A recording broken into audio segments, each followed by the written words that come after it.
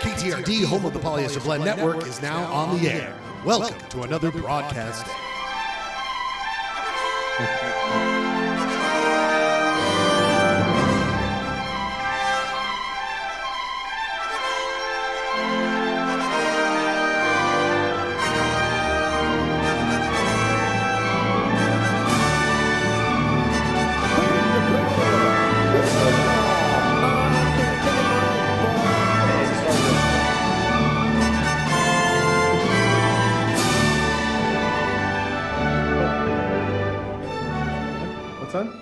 Polyester Blend Live streams Mondays at 8 o'clock over the internet from the Schledio in Salt Lake City, Utah. It's also simulcast from UHF station KTRD, 299 megahertz frequency from Hastings Dip in Utah's West Desert. As Polyester Blend Network and KTRD starts its broadcast day, we ask you to join us as we dissect, try to understand, poke fun, and also share our love of this strange Utah existence. But before we get to the live broadcast, let us see what's on the Polyester Blend Network and KTRD schedule tonight. Here's KTRD's tonight's lineup. At 11 o'clock, it's Eric Moustos eats the Delta variant with a load in his pants. At 12 a.m., it's Lewis on Lewis, a travel show where Lewis Godfrey explores the greater St. Louis area. In this week's episode, he gets beat up by a bunch of Cardinals fans after gloating over the recent LA Dodgers World Series victory. Now we must get to our flagship show, Polyester Blend. It's 8 o'clock on Monday. But before that, here are some inspirational words for the evening. Thank you and enjoy the show. Utah, what a pity. Peace out. Rock and roll. TikTok, time to rock. Oh boy. Oh, we are live. Polyester Blend on the internet. Polyester Live. Out in the West Desert, the Hastings Dip, KTRD, our UHF station, 47.69. Where do you feel the excitement? We're within the week. We're within the week of when this was declared the place. Well, guess what? Mondays at 8 o'clock. This is the goddamn greatest show is the place.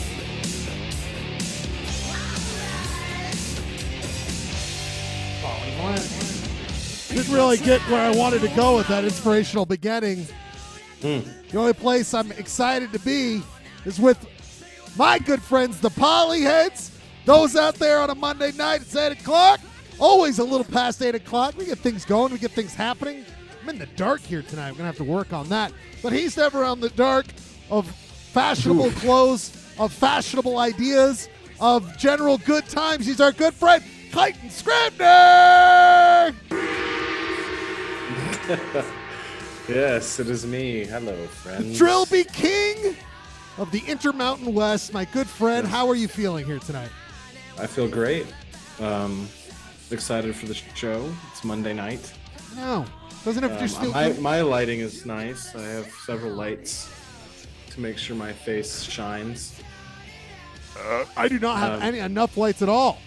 We must rectify this at some point. I'm excited for my shop. I'm excited for the quiz. Oh. Excited for all that stuff. Is Munger going to do the quiz tonight? Oh, we got a fresh Munger in there. We got a heated Munger. The chat, Matt, of course, we all know Patrick Munger. Failed treasure hunter, successful quiz writer, helps me write the quizzes. I was late this weekend, all the stuff together. I sent it to him last night. I get an update from him. He's all aggro. He's like, I got to get it done. I need it earlier. I'm like, all right, Pat, just get it done. It'll be great. I know it will. 5 minutes later, he's like, I'm done. That's what I do. That's what Patrick Munger says. He's like, I'm done. It's like, Pat, you're amazing. See, you could do it. He's amazing. He's one of the producers here on the show. But speaking of amazing, I'm amazed he can shovel that much pizza into his mouth before the show starts, all the way from the pizza eating capital of California, San Diego. He's our Ed McMahon. Ryan Bradford, are you with us? Yeah, hello, I'm here. How much? I wish I had a thing, I wish I had a doffing sound effect. But you guys are getting really good at the Trilby gong. Yeah. No, but Ryan, I got a sound effect whenever you just wink at the camera. Wink at the camera. I love it. I mean, we can do. I mean, we have other ones. We could do. Perpetual clown. Ryan, you could Ryan, you could look at the screen and go, "How you doing out there?" Wait, every time I do this. How you doing out there? Oh my god. You guys don't workshop these things during the show, man. Right. You can go like skip to do my darling every time I do this. Skip to I can't even remember it. Skip to my darling. Skip to my do. You work on that all night long. We'll be taking anybody's suggestions on what they want for Ryan's catch. Yeah, let's set up a poll for me. Yeah. What's my catchphrase? Ryan, I need you to be on this, all right? What are you doing during the show? Please, get on this, all right? You're the one who's coming up with these fantastic bits. I need you to work on them. Speaking of fantastic, just checking in real quickly, our good friend, last time we saw him, he was stealing hubcaps and different pieces of copper from different cars. He said that his tire was flat, but I saw the police records. This guy's just grabbing different items of copper off of cars. He's our good friend Blake Perez. Are you there with us, Blake Perez? I am. Thanks for having me, gents. Yeah, my God. We got the tire fixed and loaded up on enough copper. Be good for the next year. Listen, you're in the midst of a horrible addiction. I need you to do better out there, okay, Blake? There's plenty of facilities that can help you out. Now, Blake, you and I must be on the same wavelength, the same pattern, because look, we've got our pink collared shirts on here tonight, and I can't believe this. Blake. Yours is pink. Fair enough. What would you call yours, Blake? I don't know. I don't want to. I call it Tiger Red. I had to close a deal earlier today. You had all this copper you had to sell. This guy was lowballing you. You're like, no, this copper's good. I got to put on the Tiger blood and get it out there. Did you send out the Zoom link? How does Blake just like hop on the show? Because, baby, we're introducing a new era of Polyester Blend where I put the Zoom link into the YouTube chat early. And if you want to join, I can never make it to 10 o'clock. I'm usually in bed, so I got to jump on early. You got to jump in now. That's it. You come and you go, people. You come and you go, Blake. So it's good to see you. You can jump in. I just have one big piece of news I want to share there. Wait. Jesus, hold on. Whenever someone says that, we must. Breaking news from our good friend Blake Perez. What's going on? New patio. Oh! Winning. Now, Blake, I'm going to tell you right now, we enjoy your friendship, Blake, but you don't need to impress the Polyester Blend, the Husky boys, by sneaking into someone's backyard and showing it off as your own, okay? You don't need to do that. No. I need to be invited to this patio. That looks pretty It's not his property. Yeah, we got to get the Huskies over here to test the weight limit. We got to check for seismic depth Unbelievable. to find out how much it can handle. Blake, let's get a look at that one more time. Give us a little brief tour if you don't mind. Just talk the whole time. Basically what you got right here is our driveway. Put it all the way Get through. the fuck out of here! A driveway? Oh my God. We had it's about 30 feet by 17. Ooh. 17 feet. Gonna get some What was new that before? Was that yard dirt? furniture in there. That's before? a beaut. Have you yet to spill a pulled pork sandwich on that new patio? No, True not Husky yet. boy fashion. You get a Husky boy over there, you're going to get all sorts of grease, sauces in all of the orifices of that beautiful patio. I mean, are you... Yeah, that's not a stain. That's some barbecue sauce. I had my 3 friends over who host the show on Monday, and boy, did they destroy the place. Blake, I mean, you're just looking relaxed. You're looking like a man who did some good work, and we salute you here on Polyester Blend. I'm telling you, early running for Husky Boy of the Night. Early in the running. He gets in early. Stakes his claim. New patio. New patio reveal is not something we normally get. No. I'm starting to think we should have some type of home improvement segment on the program. Clay! But if we don't have an actual project going on, can we just talk about home improvement? Yeah, we could just... Or the list of home improvement projects that you have. Yes. Oh, and that you've never done. For the show itself. You have to do these things, and we have to be a part of it. Clay, again, you've done some amazing things in your life here on Polyester Blend. You've ushered in the treasure hunt that happened last year, which was a glorious time. And now you've ushered in the next era of Polyester Blend, which will be the home improvement segment. I'm expecting some work out there, people. Some kind of snappy name. If you just want to just work on it and let us know, we'll let you do it. Okay, so just come on the show and do whatever you need to do. Oh, Maybe we could please tweet Tim Allen. You know? oh, Clay, you're on fire tonight. We are going to tweet. Can someone put the link to Tim Allen's Twitter and the YouTube chat? We will do that. Anyway, all right, people, good stuff. We're gonna do that later. Blake, anything else? We got a lot of show here. Okay, we can't be talking to you all night long. All right. Any other breaking news? Any other shirts you want to Thanks, show? Good to see Thanks, you, Blake. gents. Keep it up. We love you. We love you so much, buddy. Blake, as always. Good to see you, Blake. See, that's I what you can doff do. my cap to you, Oh, sir. God damn it! I gotta go all the way Wait, back. hold on. You got to. Doff my cap to you, sir. And that means whenever Ryan hears this, he has to. Skip to my darling. Was that what I was supposed to say? Something like that. It's better every time I hear it. Yes, absolutely. That's what you do. Yes, Tim Allen will be our plea tweet tonight. Unless we Or get Jonathan Taylor Thomas. Oh yeah, I don't know. We're still open to suggestions. Maybe not Tim Allen. I want This guy might be like, I you like left. JTT. You know. You left. Well, JT it's off the Twitter. I don't know if JT. We could probably get some of these guys to cameo. That's the only way we can get people on the show. Is we have to pay a lot of people. That's how we got Ryan on the show. All right, everybody. Yeah. Very exciting. We had a good weekend. It's exciting. We have a lot going on here this week, as always. Anything, Clay? Anything you want to say before we get going on this roller coaster? Remember, the first couple minutes is the roller coaster. We're just going up. We're going up. We're not yet going down. Anything before we go down? Let's get this thing cooking, man. Let's go. All right, Ryan. Anything? You feeling good, my friend? Yeah, let's cook. All right, baby. Here we go. We got a lot coming up here tonight. Heat it Point up, of order heat coming it up. up. We got a lot of things. We got some sports maybe coming up here. But first, we must pay homage to the fact that we, of course, in the last couple of weeks, this is exciting. We are a transitional. We're transitioning? Transition. We are transitioning. No, we are on transgestural. What's the word I'm looking for? Terrestrial? Terrestrial. By the way, the YouTube chat's going on. We got Lewis there. Oh my God! Rob already found the official Tim Allen tweet. Oh, this is wow. very good. We got Jim. Can Lewis tell him I have a baseball-related sports roundup that I could really use his hot take Well, on? he's going to jump on. He's going to give us a preview later on about his new show, Lewis on Lewis, where he travels around St. Louis. So that'll be really exciting. We'll hear from him later on. The YouTube chat is going. We'll check in whenever. If you're watching this on Facebook, jump on that YouTube. Get off that garbage. Mark Zucker's writing around on those weird things out in the water with his flag. We don't need to be supporting this man. We need to support the Google people who have their own issues with YouTube. But join on the YouTube chat. We've got the link to the Zoom here. You can jump in. Just say hi. You can jump in, jump out, whatever you want to do. But people, we are not only on the internet. We're not only on the YouTubes and the Facebooks. We're on, of course, the I'm not even going to try it again. Terrestrial channels. station, UHF station, KTRD. Of course, out there in the Hastings Dip in the West Des, you can see the area we cover. We don't quite make it to the ghost town of Gold Hill out in the West Des Mountains near Dutch Mountain. We only make it to North Gold Hill. You're inventing new mountain ranges. It's all great. the time. It's the first time you're hearing this. Wouldn't that be the Ibapaw mountain range? I think it looks at the north end of the Deep Creeks, my friend. If someone the Deep Creek. That's right. I think it's Deep at the Creeks. north end of that. But Dutch Mountain looks like to be on its own thing. It's that separation. You can see the road there.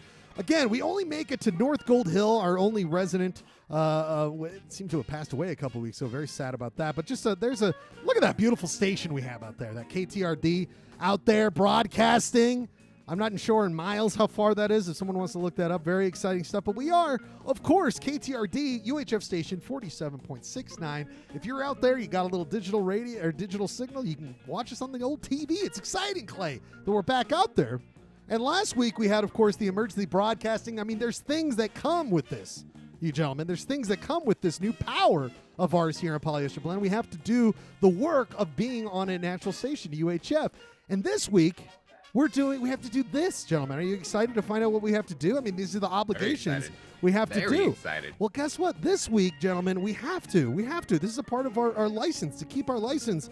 This is how we pay the bills out there, too. We have to do, of course, the KTRD classifieds, everybody. The KTRD classifieds. Gotta pay those bills. Gotta pay the bills. This is how we make our money, and it's all for the North Hill. Again, remember, we don't make it too far, I hate to say, but, there's the station, but that's really all our broadcast Still haven't range. got that D fixed. Yeah, we got to work on getting that broadcast of there. Anyway, we only make it to the city of North Gold Hill, but we'll try all these things. Anyway, it's time for the KTRD UHF station classifieds. And this week, let's go to the first classified. This is really exciting. Let's see what we have here.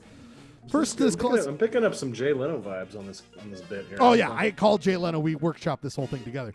First one. What the first? KTRD. Hey, you guys. The first classified could be about a car. Could be about a car. Could be about a car.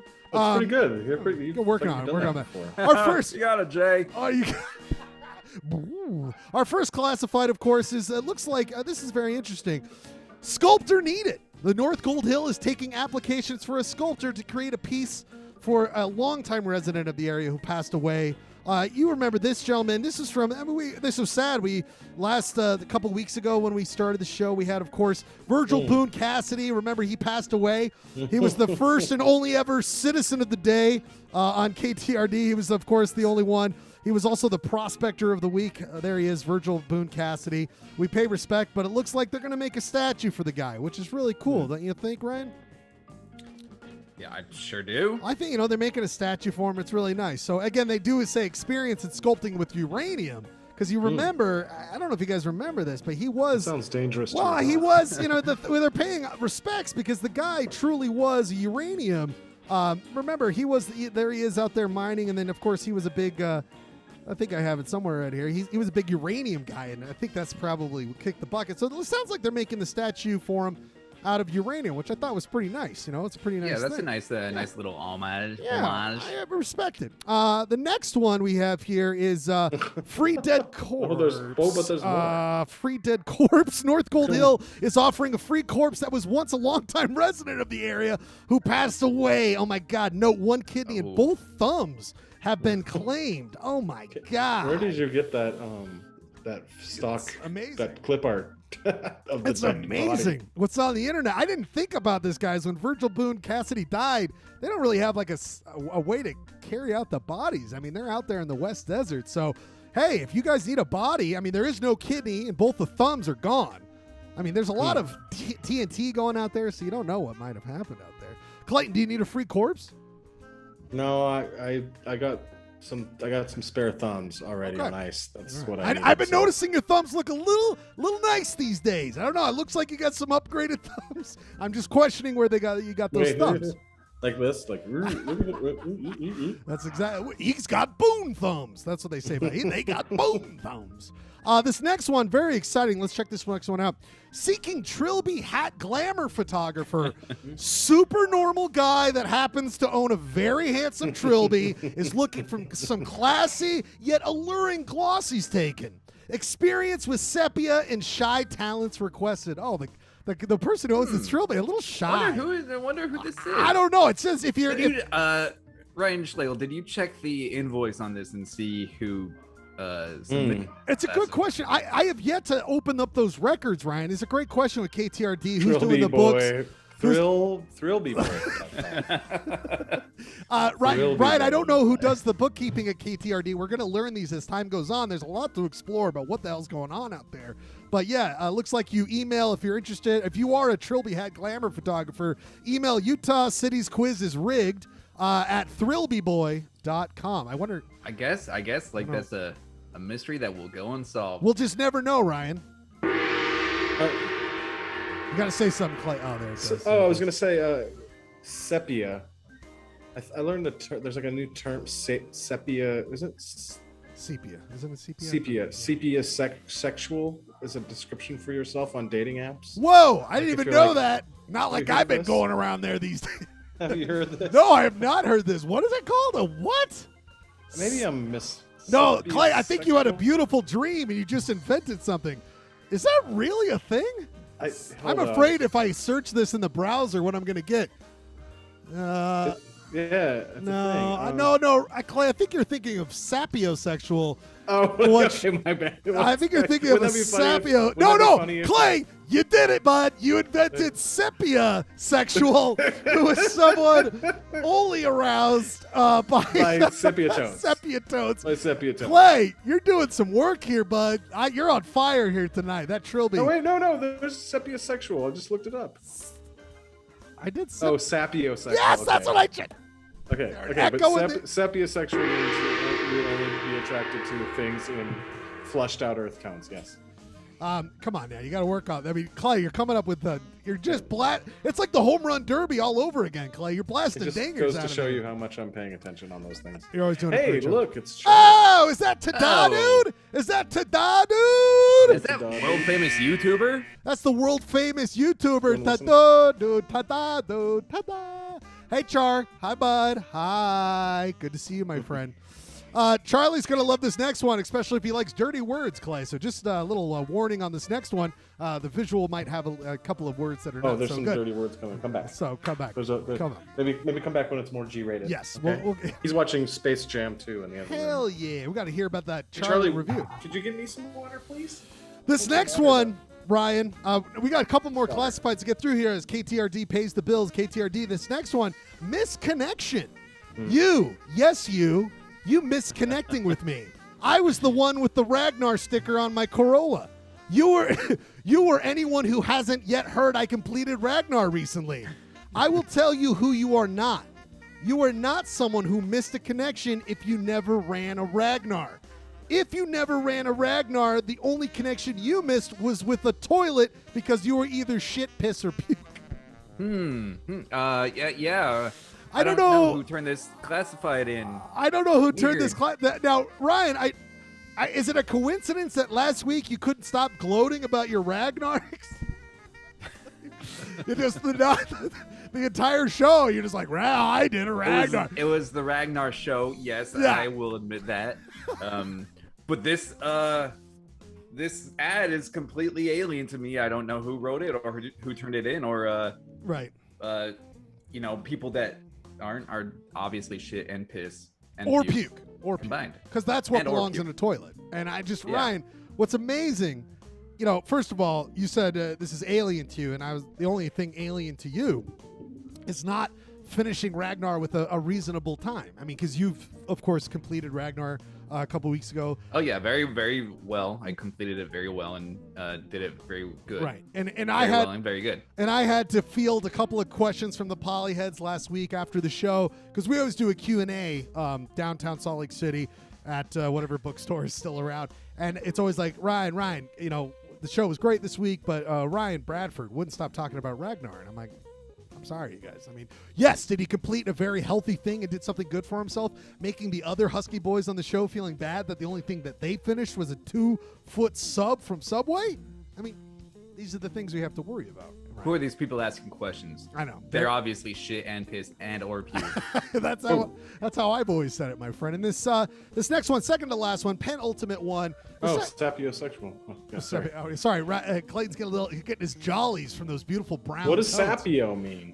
Does that mean you do Sapien, sapio? Someone can work on that. Put it in the chat. Put it in the YouTube chat. Yeah, somebody who knows how to read. This please. next one, really quickly. Gastroenterologist needed. Seeking a gastroenterologist who will write me a note to give to my significant other saying it's okay I burp and fart so much. The note will read as follows. I will fill in the blank so not to reveal my identity. That's really smart from whoever filled out this classified, because you don't want to give away who this is. Mm-hmm. And this is what the note will read, okay? They just need a gastroenterologist to fill this out and give it to them. As a gastroenterologist, I declare RY blank N space SCHL blank G blank L is allowed to burp and fart all the time due to the Hippocratic Oath. Okay? It's due to that oath that this guy, again, he doesn't want to reveal his identity, so we won't say who that is. But Ryan, due to the Hippocratic Oath, that's why it's okay for this person to burp and fart all the time. Okay, is that like a thing that you got to stand away for? Like a little... I'm asking for it. Yeah, I mean, I'm asking for it. We'll talk about how that'll get across once the gastroenterologist responds. But then I'm seeing a little bit of extra here. Extra money if notarized and says it's your fault I burp and fart all the time because you're prescribed me a burp and fart pills. Because if that would really go the extra mile for this person who we don't know who it is. For all the reasons. Rando is it really the Hippocratic Oath, or were you like being funny? It's always a good sign when you have to question it rather than just laugh at it. Sorry. Also, you burp and fast. Okay. Listen, we have a lot of graphics to be done here. A lot of business to be done. And the Also- people at KTRD have a lot going on. They have to That worry about Polyester intestine Blend. clip art makes me uncomfortable as well. All the clip art has made you uncomfortable. That's the thing you're focusing on a lot. It's interesting, the visuals. Anyway, that's one last one here. This is very interesting. Prime Pioneer Day Parade location to rent. Whoa, interesting. I am the sole provider of all Prime SLC Pioneer Day Parade viewing areas. What?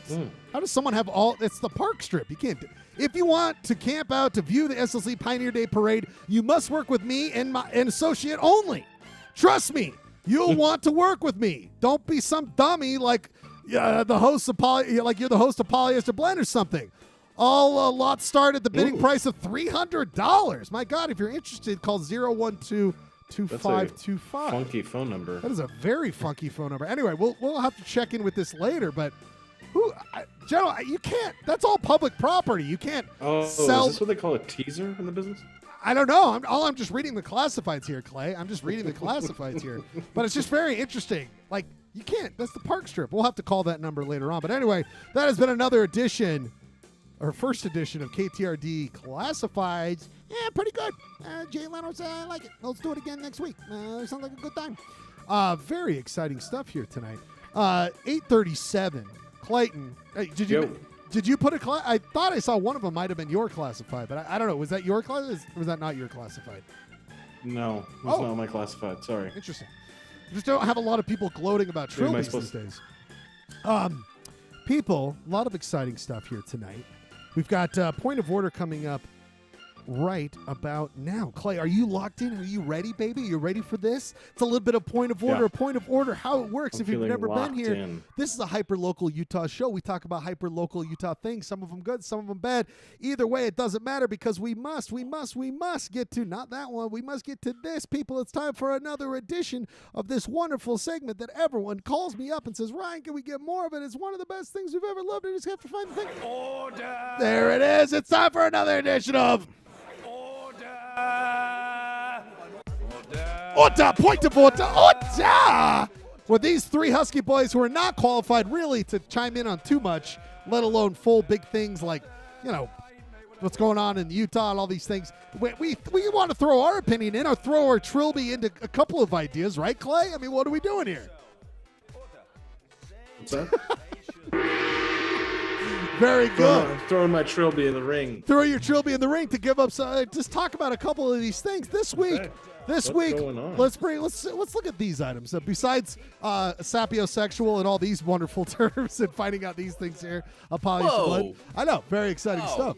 What's Pat Munger doing? He's showing Whoa, dudes. whoa! We can't have that. We can't have That's that. not on the It's program. very, That's not but on- they got this is a it family barely program. on the program. You guys have to keep that to yourself. This is something we're gonna have. This is gonna be something we're tracking all summer, people, because this is a Utah show, and we do it from Salt Lake City, right next to the Great Salt Lake, the name of our fair city, the city we love so much. And yet, we now must start worrying, gentlemen. Water levels are sinking to dangerously low levels in Utah reservoir and lakes. But specifically, the Great Salt Lake is getting to maybe a point of no return. Clayton, this is free. Come on, we gotta, let's not sit on this. It's not like the quaggas. Don't sit on this. What is it? It's definitely troublesome, but a point of no return. Okay, all right. Maybe it's a little hyperbole on your God, on man. the friend. Are you trying to get page clicks? All right, first time I've ever done this. Ordah, Ryan. Ordah, Ryan. Ordah, self-order. It's the first ever self-order. It is. It's bad out there, man. Right. It's very bad. It's bad out there, and one thing that is interesting that we never talk about is, why do we grow so much alfalfa? Don't worry about that. Just hold on for a little bit here. We'll get to that in a second, maybe, my friend. But yes, Ryan, you've experienced this out in California. You probably, of course, as our resident outsider, our Californian who just pipes in a little bit about what's going on in here in Utah. Did you hear about the Great Salt Lake being at, of course, small levels because of the mega drought happening? I did not hear about that. I've heard similar things about the Dead Sea and how the Dead Sea is scheduled to just disappear in the next, probably in our lifetime. Well, Until until it fully goes away, Ryan, it should really just be called the life support sea. I mean, it's not dead yet. You know what I'm saying? The blip, Not blip, dead yet, beep, see? That was like life support sound. Oh, okay. Beep, beep. It just referred to it as that. And then beep. But yeah, Yeah. you've got your issues out there. I mean, you are in San Diego. I don't know what's the main. I know LA is relying on the Colorado. Where does San Diego get its water? Colorado, I assume. Yeah, I don't think it's the Colorado. I don't know where San Diego gets his water. Can someone point this out in the chat, please? I don't think Yeah. it's from Colorado. I bet you it is from a different reservoir. Oh, probably. Now, Ryan, it's very scary times out here. I think I it's, just turn on the tap and it comes out. I'm like, ooh, that's good. That's a good drink. not my- I don't need to care. I don't need to care about this or think about it at Right. all. I'm just gonna drink half of it and pour the rest down the drain. And now I will think of another dumb thought for Polyester Blend. That's what you do all week. It's just constantly sitting around Basically. No, I don't need this stupid water. It gets in the way of my dumb thought. Clay, yeah, it's just Great Salt Lake. Let's keep our eyes on this. Not only the Great Salt Lake, but all the waterways around the Wasatch Front and along the Colorado River system. Something we're dear and love. Oh man, I breaking news. Oh god, I get some breaking news here. Breaking news here on Polyester Blend. Go ahead, Clay. San Diego gets 50% of its water from the Colorado River via the Colorado River. What did I say? Viaduct. What did Wait, I only say? said 50. I only said 50. 30% comes from the pretty California State goddamn Water good. Project, a network of canals and aqueduct systems. What do you want me doing here? What do you Yeah, I want? gotta love those aqueducts. Gotta love I them. don't know who cares. Oh, the 20% comes from local water supply. Talk. All right, Which Rob. means wells. Probably Wells. watermelons. Probably Wells. watermelons is what I'm thinking. All right, Rob's complaining about my lighting. Okay, the light. Do you notice this thing called the sun went away? Okay, hold on. Let me tell you. You guys talk amongst yourself. Wow, I don't know about needing to change the lighting in the middle of a bit, but okay. What are you doing, Pat? What are you doing? I've never seen those before. Malone. What? Lots of disturbing things happening. We're losing control of the show here. What's happening here? Jeremy Matthews with some mood lighting going on. Did something happen coming in? Did we lose someone? What happened? This is Patrick Munger's up to his hijinks. All right, we gotta boot this guy. We gotta take him out of the equation for now. Unless he's got something to say, come back later, my friend. The next thing I wanted to bring up, let's make sure the water's coming in here.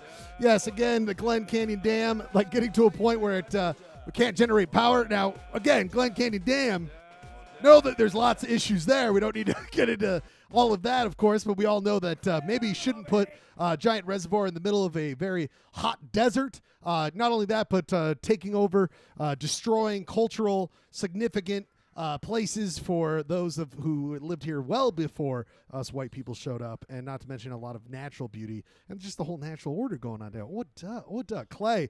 But now we're getting to a point where that damn thing, the only reason it's worthwhile, it's not even generating power possibly coming down the pipeline here. No pun intended.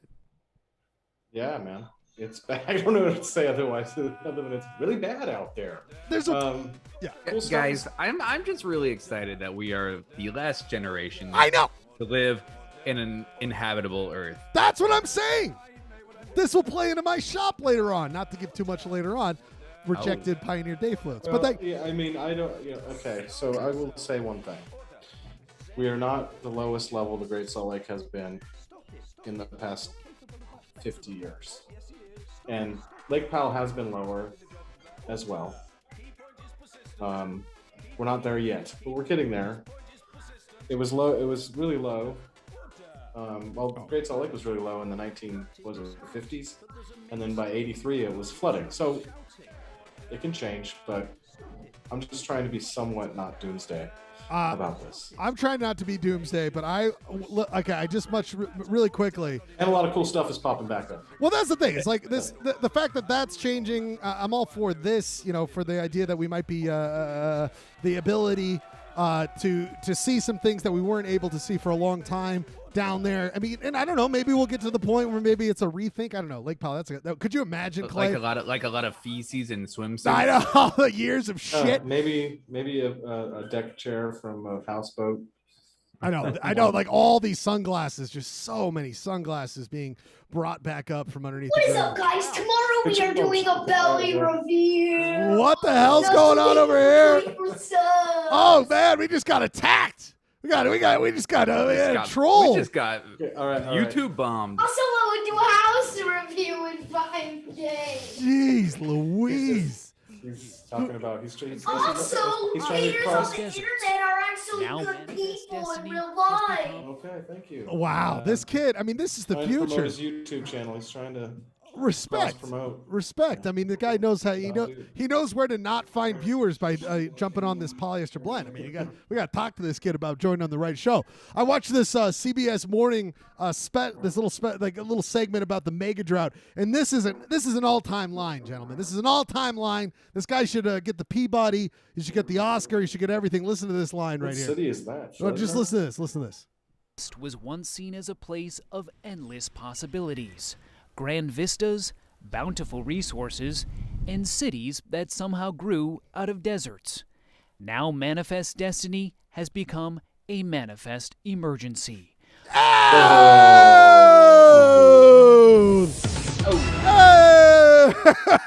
Oh! Steph and I questionable. Steph and I maybe played that 100,000 times back and forth this Now weekend. Manifest Destiny has become a manifest emergency. Oh, scorching man.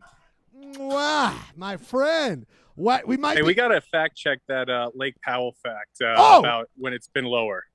see, thank you, Blake, for joining back in. We got I think the only time it's been lower is when it was filling up. You caught me, man. Oh, Clayton trying to spread his right-wing agenda. Oh my God, Clay! I didn't know you're the Ben Shapiro of this show, buddy. I didn't even catch you on that. Technically, I'm not wrong. Yeah, but you're technically an asshole. I mean, this is the thing we got to worry about here. Thank you, Blake. That's what's important about you being on the show. Fact checking this son of a bitch. Can't let him get away with this garbage here. Anyway, Clay. But it was only 30 years ago, or what is it, 40 years ago now that it was overflowing. Clay, Things change. In your Things case, change. okay. In your case, Manifest Destiny has become manifested data. You know, like manifest. Manufactured data. There you go. Close enough. You know what I'm going for here. Very good stuff here. Ordah Clayton. I've gotten an order tonight. You've gotten an order tonight. We got to be Is careful. that like a yellow card? It's a very much like a yellow card, which we'll speak about later on. And the last thing here, the only thing I just want to say is this. We must go. You brought it up earlier. This one from our good friend, the governor of Utah, Clay. I don't know. Did you read this article about him doing the press conference, being like, Cox says it's ignorant to believe cutting water to farms is the answer to the drought. It's ignorant, Clay. It's ignorant. You know, that thing where all the water goes to alfalfa, like you mentioned earlier. It's ignorant to think that way, Clay. How dare you? I mean, I get it. It's an agrarian state outside of the Wasatch. Sure, I get absolutely. it. But I'm just wondering if I don't know much about. I don't profess to be a farming expert, but Sure. I would think that if we incentivized farmers to use like more responsible irrigation practices, we could probably put a dent in this. Right. That That you don't see an awful lot of drip. They're using the same watering technology that's been around for 75 years. Right. And alfalfa being grown all over a place that maybe that's not the proper place for alfalfa to be grown here in the mountain desert. Boing, boing. Is it too soon to do another point of order? Oh no! Oh my God! Here we go! This is the greatest. Keep I it going. did not profess to be an expert. I think I got myself out of any. Did you? Yeah, cut this guy off. Get him off the show. Talk to him. No, go ahead, Blake. You must not. He's be gone. silent. See, he went away. Right? Oh no, he's back. Nope, that's it. I'm just gonna get back to gardening here. See you guys later. He's got some alfalfa, baby. I love this Blake jumping in left and right here. Come on, there's got to be better. There's got to be better irrigation technology. Absolutely, and there's got to be better choices than alfalfa. Again, it's mainly to feed cattle, which is again. Are you bringing up hemp? Like, as in hemp might be the way to go? No. I'm just saying, like, again, I'm not.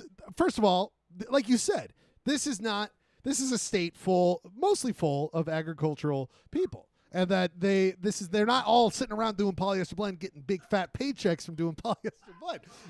They are working out in the field. Now, the thing I think is figure out the subsidy, figure out the way to move these farmers away from alfalfa to a different product, to a different way of growing things and find a more sustainable way. I don't know. This thing's, again, it's Weed. probably weed. What are you, Robert Gerke right Cannabis. now? Pothead. Ah, I'm alfalfa. See, like I'm the little rascal. Took me a while. Jiminy Jillikhurst. Took me a while to figure out why you're going alfalfa. Just caught up, and I do love it very, very much, Ryan. But I mean, these are the things we have to worry about. And oh my God, you guys, I'm so sorry to say this. This is uncomfortable, but there's a person, a very special person, who wants to say something about what's going on right now. We must go live. He's coming in.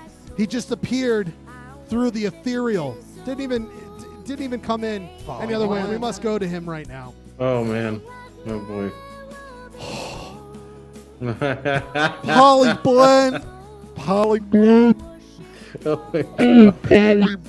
Poly Blend. You gotta line up that mouth better, bud. This is your governor. Poly Blend. It's Cox. It's Cox. Oh my God. It's your governor. Hello, Governor. Hi. You're not a citizen of this state. I couldn't care two candy apples about you, young man, because you're in California. All right. I mean, the Mormon battalion did go through San Diego, so I respect your ancestors who are Mormon there. But, you know, as a fellow citizen on this planet, this is who I really want to talk to. Clayton, you've been so wrong tonight. You've been so wrong with what you've been talking about. Blake has come in here and he gave you the slam dunk of victory like the Clippers did on our fair Utah Jazz. Don't get me started about the Jazz. I love them so much. I'm best friends with all of them. But me, the governor, please. I'm sick of you all making fun of alfalfa. Clay, can you just promise me something, Clay, as a good citizen of the state? Could you just eat some alfalfa this week? Could you just eat a little bit? Maybe you'll like it. Maybe you'll enjoy it, Clay. Have you ever thought about that instead of being a negative Nelly? Are you calling me cattle? I'm just saying. Come on, man. Blow. Come on. That trilby's on your head so perfectly. Could you imagine the smell of alfalfa getting inside of it, and you could just... Your impression of Governor Cox is making me very uncomfortable.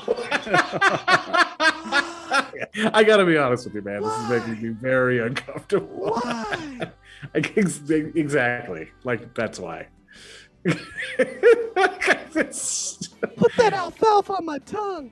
Oh, God. I love that alfalfa. Oh, all right, man. all I wanted to do is plead with you two to eat some alfalfa this week, but I guess you've got better things to do, like not care about the state of Utah. But I'll house a couple burgers for you, buddy. Thank you. In a roundabout way that is eating alfalfa. Thank you. Just eat some alfalfa. That's all I ask. Wow.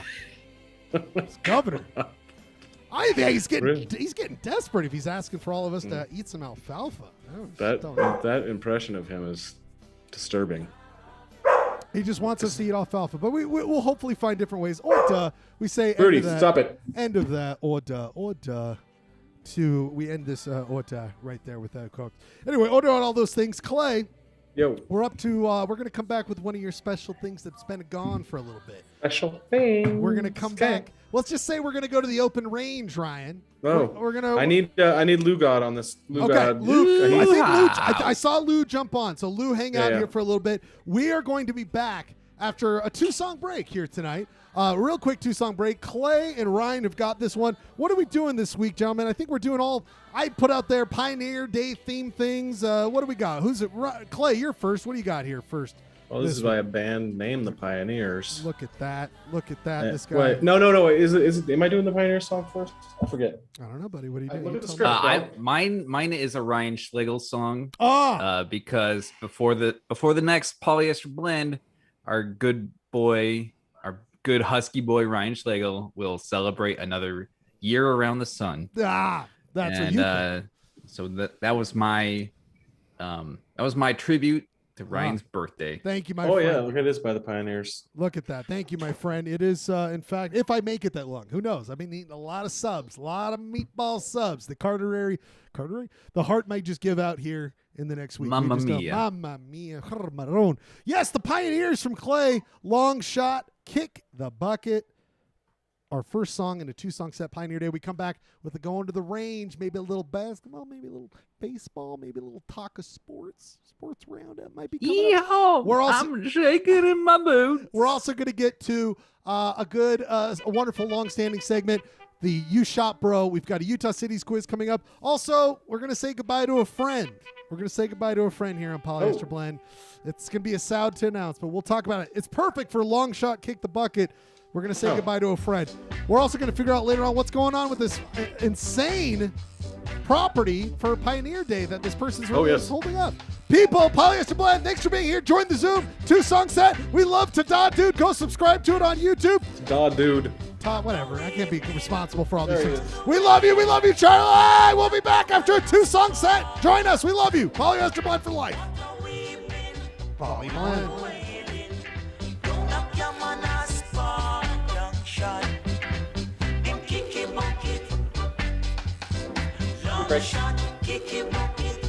Music break.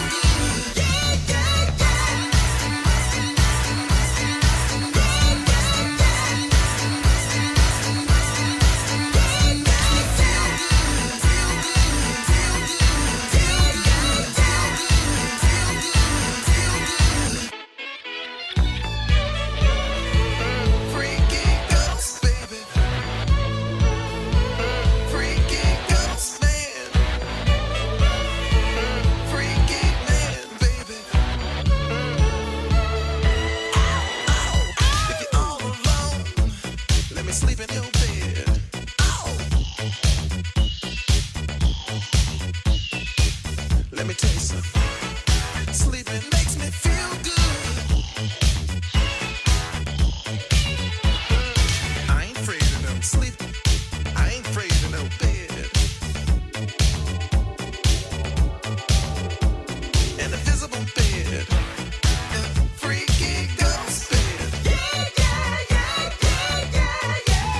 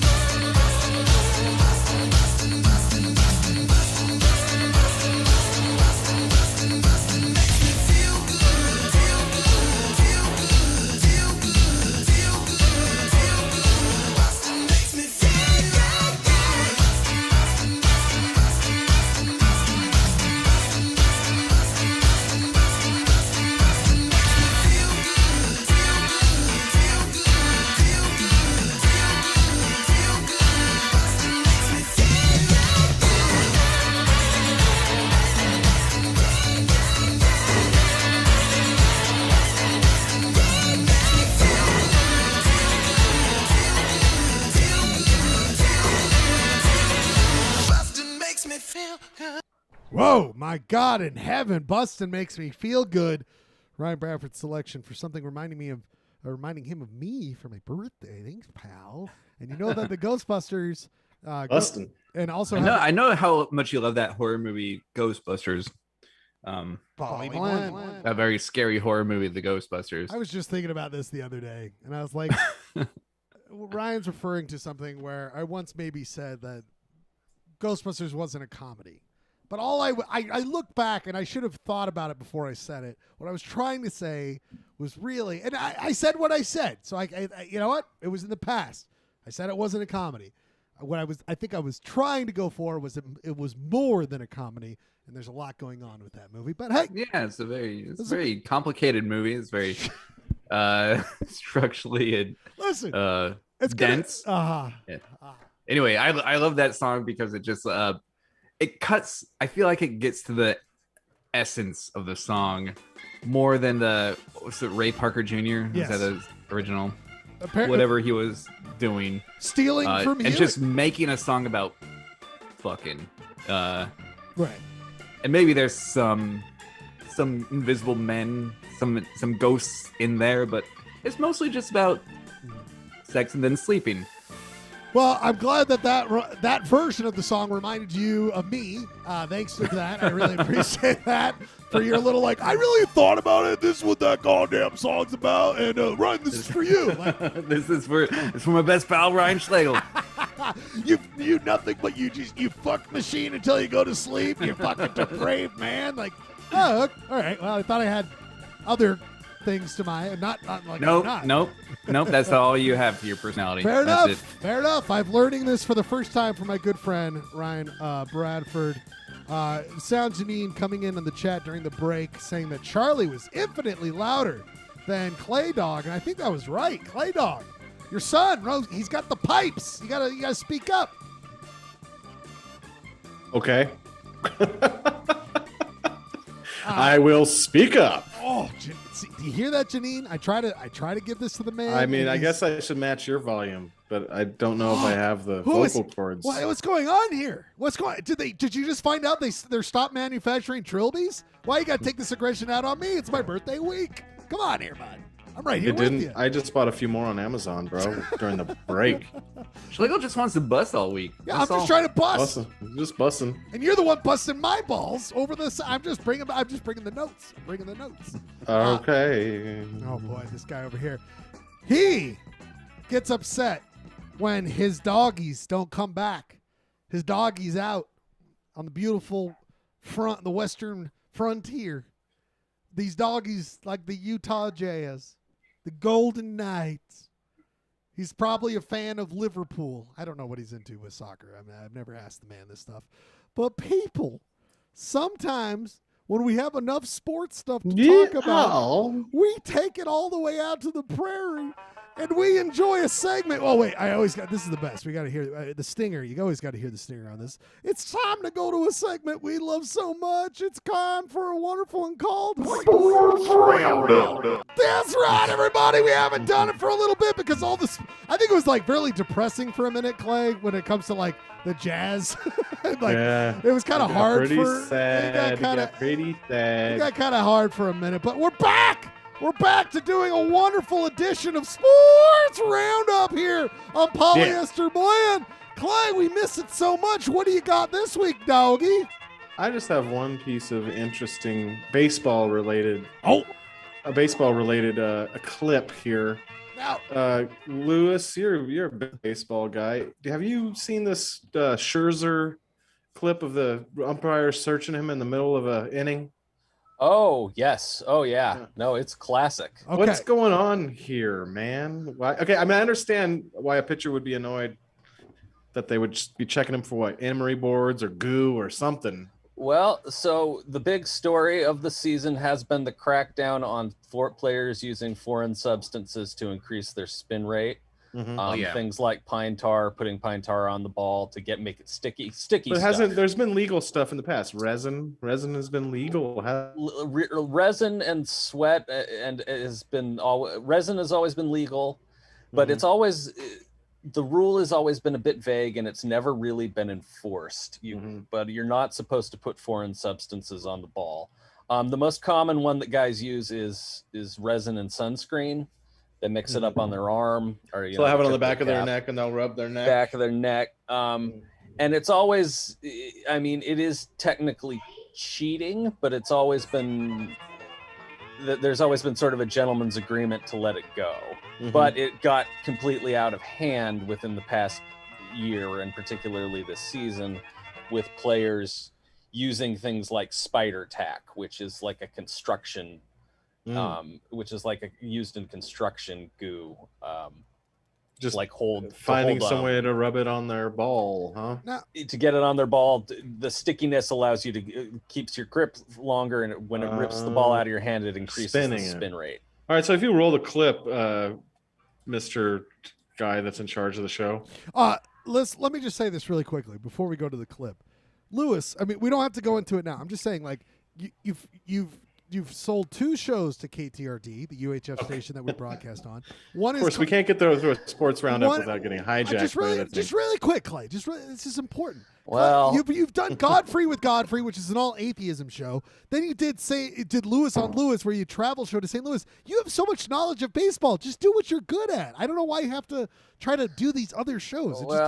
Is this segment a train? Because I think bandits have done hijacked it.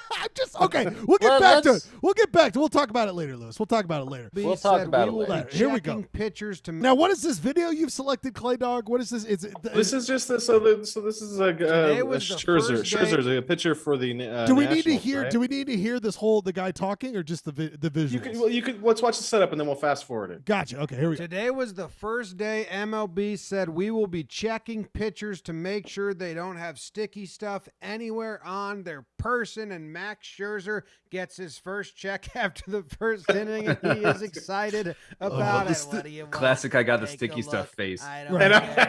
They're touching his belt. They're touching his hat. This is Ryan Bradford when he hears that the music's ending from the music segment and he doesn't have time to eat his pizza and he has to come back to doing the show. First check after the first inning. That's my face when somebody doesn't know what a Ragnar is. I had to explain a Ragnar. That's my face when my segments get real. This is such a great confluence of moment and pitcher, because the thing you got to understand about Max Scherzer is he is an insane weirdo. What? And why? He's like a really sweet guy, but he's a very intense person. He looks, keep going, keep it rolling. It gets worse. I know. I just want to he just looks like. I mean, he's very physically fit, of course, but he just looks like our dad's friends. Like that shot of him, he just looks like our dad's friends. I don't think he's he's very thrilled that he had to take off his baseball cap and show off his do. Yeah, and his bald spot. That's one thing you get away with when you're a baseball player. But also, pitchers are just weird in general. You think about what they do. They do the same thing over and over and over and over and over again. They're very weird emotionally. They're always, anyway, but keep it playing. Keep it playing. Here we go. Back to down a lot, meaning he wasn't using something that he had previously used. And by the way, don't let me forget Jeremy jumping in there and being like, we got to get back to the sports. Yeah. We know what we're doing here. All right, you son of a bitch. Stop grinding your gears here and fast forward it to a little bit further. He's walking off. He says, "What?" Oh yeah, they check him again a second time. He gets really mad. He goes into a Christ pose. Oh man! So he was the first time. They do it again. They then check the it several second time. My God. Well, and I'm not sure if it was the second or third time he was checked. It was at the instigation of the Phillies opposing manager. The Phillies manager gets into it, and then it escalates from here. But the second search is pretty funny. Let it roll. Let's let it roll. But go ahead, check away, have at it. Bye. So 2 checks. He thinks he's out of the woods. But then in the 4th inning, he starts touching his hat. He starts touching his hat. Joe Girardi, opposing manager. Ooh, licks his fingers. Not going to lick your fingers if you got gross stuff on there. He gets the strikeout. Joe Girardi talks to the umpires and says, hey, that dude's rubbing his head through his hair, and I don't like it. Joe Girardi later went on to say, I've never seen Max Scherzer rub his hair like that, so we had to check. I didn't mean to offend him. That was his quote after the game. So the umps get together, and they're like, let's check his hair. He really gets pissed. This guy sounds like... Keep going. This guy sounds like Chatmaster Jeremy, by the way. He's like, what are you guys talking about? Oh, come on, again? And Girardi's like, this is serious business. And Scherzer's like, are you serious? Really? Now, wait, Clay, is this guy speaking... The players aren't actually saying this. Well, you could read some lips in a second. Oh, okay. I just want to be clear. No. This is a clip by a guy who does these breakdowns named John Boy. He is fantastic. I recommend everything he does. I goof on the man. I don't goof on the fact this guy's got 2.5 million views, and we got 5. This guy knows what he's doing. All respect. Really? You checked me twice already. Okay, here you go. Here's my hat. It does sound like Chapman. It does sound like Jeremy. So he starts taking off his belt. No, that is me. Wait a minute. That's my side. Jeremy, you've been John Boy this whole time. You bastard. You've been holding out on us. I knew it. So if you keep fast forwarding it, this one he really loses his mind. Scherzer does. Well, yeah, he's getting accosted here, and it's very much the playbook of a guy who's about to get caught. Like be as insane as possible. Act for later. Act he as just innocent wants as to possible. touch your head a little bit, and Scherzer just tells him, "I got nothing." He's like, "What do you want? Here, I got nothing. I got nothing. Okay. I got nothing. I got nothing. I got nothing." Go ahead. I want to touch my hair. Okay. Touch it. And the ump actually touches his gross, sweaty hair. The best part. Oh, man. What is he doing there? We're in some uncharted territory here with umps touching guys. He should have licked that bald spot just to give us a little bit of a taste. Okay, now fast forward it a little bit more. Like it's a bunch of alfalfa. The benches start getting into it. They all touch his hair? The coaches start yelling and screaming at each other. I love baseball. Oh my God, are you slow motioning that? I know. This is all John Boy. This is all John Boy. Meanwhile, Davey Martinez, John Boy, Jeremy, Jay. is yelling at Joe Girardi, saying, "That's bullshit. That's bullshit." And Joe's saying, "Well, what? You gonna yell at me? Okay, I'll at least stand on the front step, look intimidating while you do it." So he does that, and then it cuts back to Scherzer. He's running around like, "What are you happy? Nothing but sweat. I got sweat."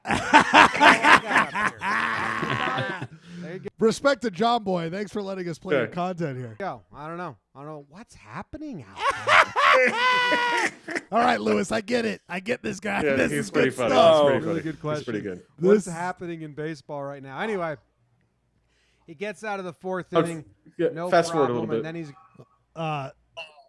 It's where the strike 3 out of the inning, and now he's going to walk. But he's never gotten booted. So they looked at it and they never. No. They never found anything. But I think right here he says something. Yeah, he gives him the cold stare to the other coach. That's to the coach. God, I love Girardi. Joe Girardi's like, was he just staring at me? He's kind of he played for the Yankees and Girardi. Oh, I remember when he played, but he looks like legendary hard ass. Yeah, and also like that's a chiseled motherfucker. I don't if he's he's rocking rocking his mid. He's looking like pretty good for these mid 50s. I'm just gonna or late say 50s. he ain't gonna ever win Husky Boy of the Week. I'll just say it right now. He ain't gonna live. I can go up on the front step again if you want to get. Okay, I swear to God, Jeremy's talking every time I press play. I'm like Jeremy, Jesus. I thought Jeremy's doing an overdub. We were staring at you a little bit, and then Kevin Long. This is Kevin Long. He was a coach with Joe Girardi on the Yankees for a long time. They won a World Series together. Kevin Long got fired at one point. Joe Girardi calls him K Long, and Kevin Long. K Long. I wish that was my nickname. K Long is just going to start saying fucking bullshit. Bullshit. Fuck you. So Girardi hears Kevin Long saying this, his old coach, and he says, well, come on, K Long, come on. Oh, they're buds. Let's go. There's nothing better than grown men acting like children. That's the thing. This is why I love this shit. I agree, Lewis. Like I don't watch baseball scuffles. I don't watch baseball like you do. But what I do watch is full hour compilations of managers yelling at refs, yelling at each other, fighting because it's just like hockey is like such like an intense sport, and you just break out. And again, it's silly when they fight, but this is starting like they're just standing there. It's not like in the it's so childish and wonderful. There's a lot of, I mean, the sport itself is slow, and the teams are very there's not a lot of close contact. They're not like playing defense on each. They're in the different dugouts a lot of the time. The majority of the team is sitting in a different dugout. So when this crossover happens, they lose their minds when they start getting out of their lane and start getting close. I mean, he's puffing his chest out and walking towards the bench. They're about to have a good old desert brawl, baby, like a dust devil versus a tumbleweed. Nothing really happens, but there's a lot of uncomfortable use of the word K-Long. I want to come on, K-Long. Get out here, K-Long. If we speed it up, I wonder if we speed this up if it looks any better. Oh, come on, play. There we go. This is. Come on, K-Long. No. And then they start taunting him with the hands. They start giving hands and hats. A lot of hands and hats being up. These are our people. I mean, this guy's 36. I'm turning 36 this week. God bless it. Mm-hmm. God bless it. I'm here. Clay, another. This is great stuff. Baseball's the American sport, man. This is great stuff on Clayton Sports Roundup. Thank you. I'm here for that kind of content here, buddy. That's good stuff. And always bring that stuff in. We're always glad to have Lewis here with us. Really quickly, before we end Sports Roundup, you and I were kind of talking about this before. I didn't know where to put this. It could have been in point of order, but I think it belongs here in Sports Roundup. Good friend of the show, used to be a Billboard topic, notorious for just coming in when he feels like, being out of his mind when he speaks, very high when he's on the show. But our good friend Robert Gerke with an all-timer this week, all-time bad take. Lewis, did you see this on Twitter at all, Lewis? No, I didn't. Now, Lewis, I can't really read it. Is he talking about benching Giannis? Yes. So if you Giannis in the last 2 minutes of the game. Let me blow this up a little bit. No.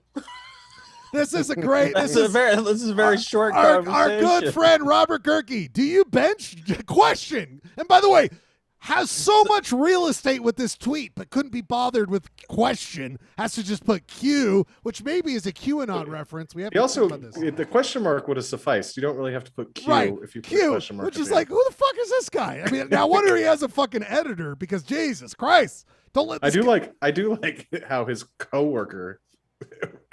I've never had a coworker just say you're insane. insane. That's what I want to get to. This is what I want to get to. This had to have been right before that monster dunk. Yes, exactly. Are you going to play the clip? Exactly. No, I'm not. Oh, we can play the clip, but like because Giannis gives Gerke a good stare at the end of that clip.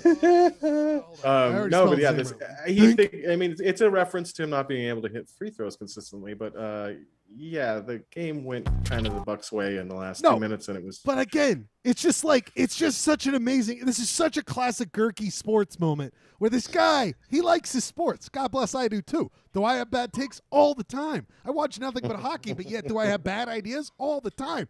But this guy's got a platform and he puts it out there. That's what I love. He's got like should I put this out there? Because if it pays off, he looks like a genius. But if he doesn't, this is what's where. the game? Yeah. What's the game at right here? 119 to what? It's 119. It's cut off here, Clay. But I think it's. Sorry. I think it's 119 to 119. Yeah. With 22 seconds left. 22 seconds left. And the question is, do you bench Giannis? Picture with 2 minutes left. Picture you being Robert Gerke.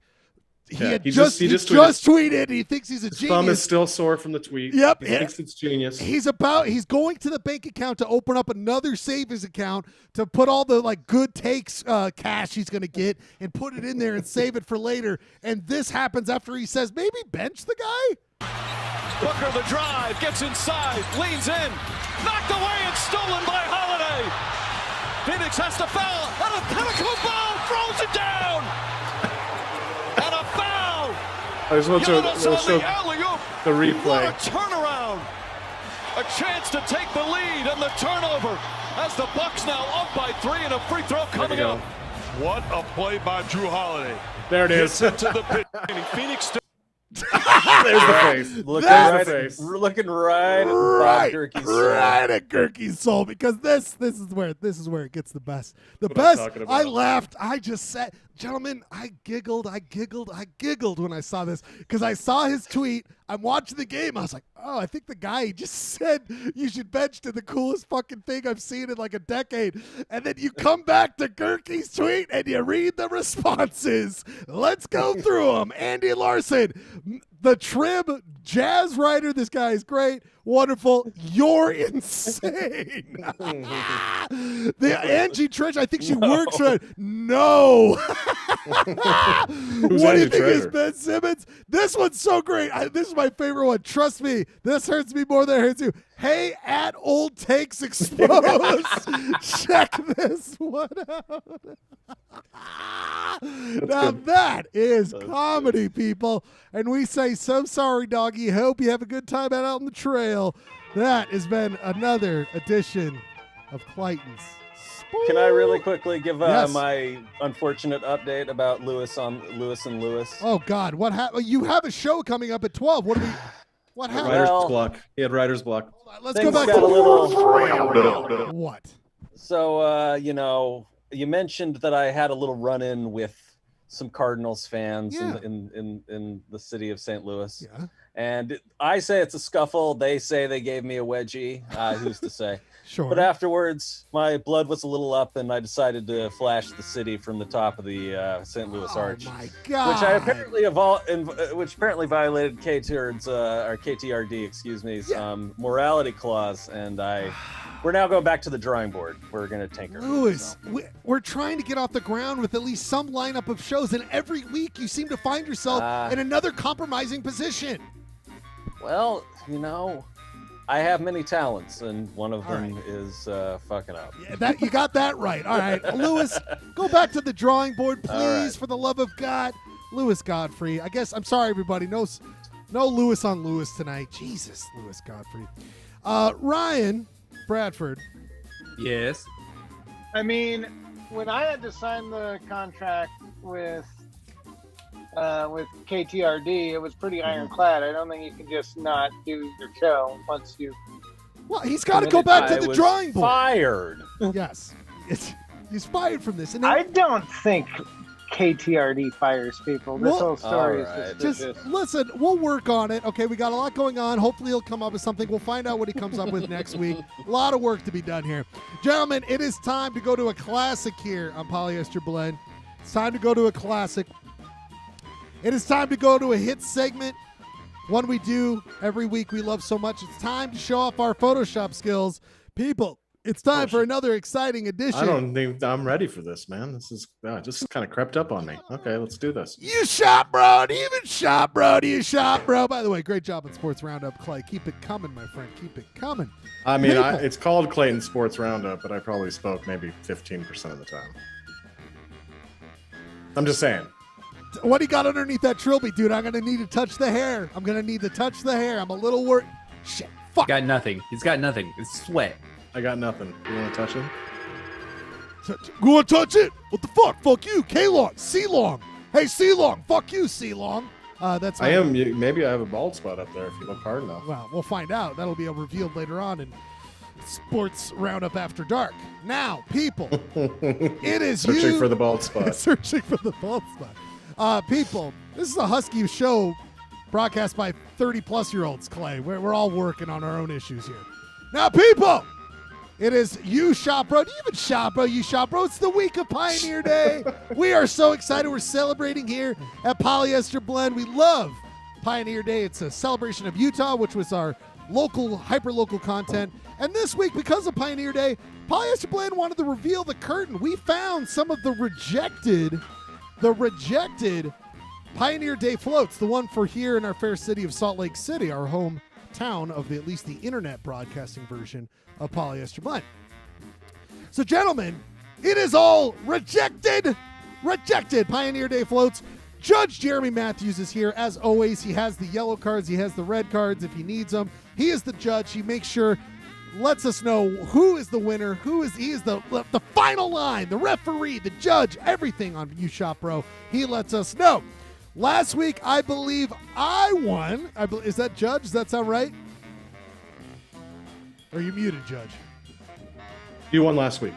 Yes, you did win. I'm sure you forgot. Clay, what did you say, Clay? You won last week. Ryan, what did Clay just say? Schlegel, you won last week. All right, I guess I won last week. I don't remember. I always just love the competitiveness. I don't care about who won or lost. That's why I forgot. Perhaps you were wondering about Ragnar. And I can tell you that I ran one. Did you come in first? Did you win the Ragnar? Yeah, because I came in first. I did win the Ragnar. Because I came in first on the shop this week. Anyway, since I won the shop last week, I get to determine who goes first this week.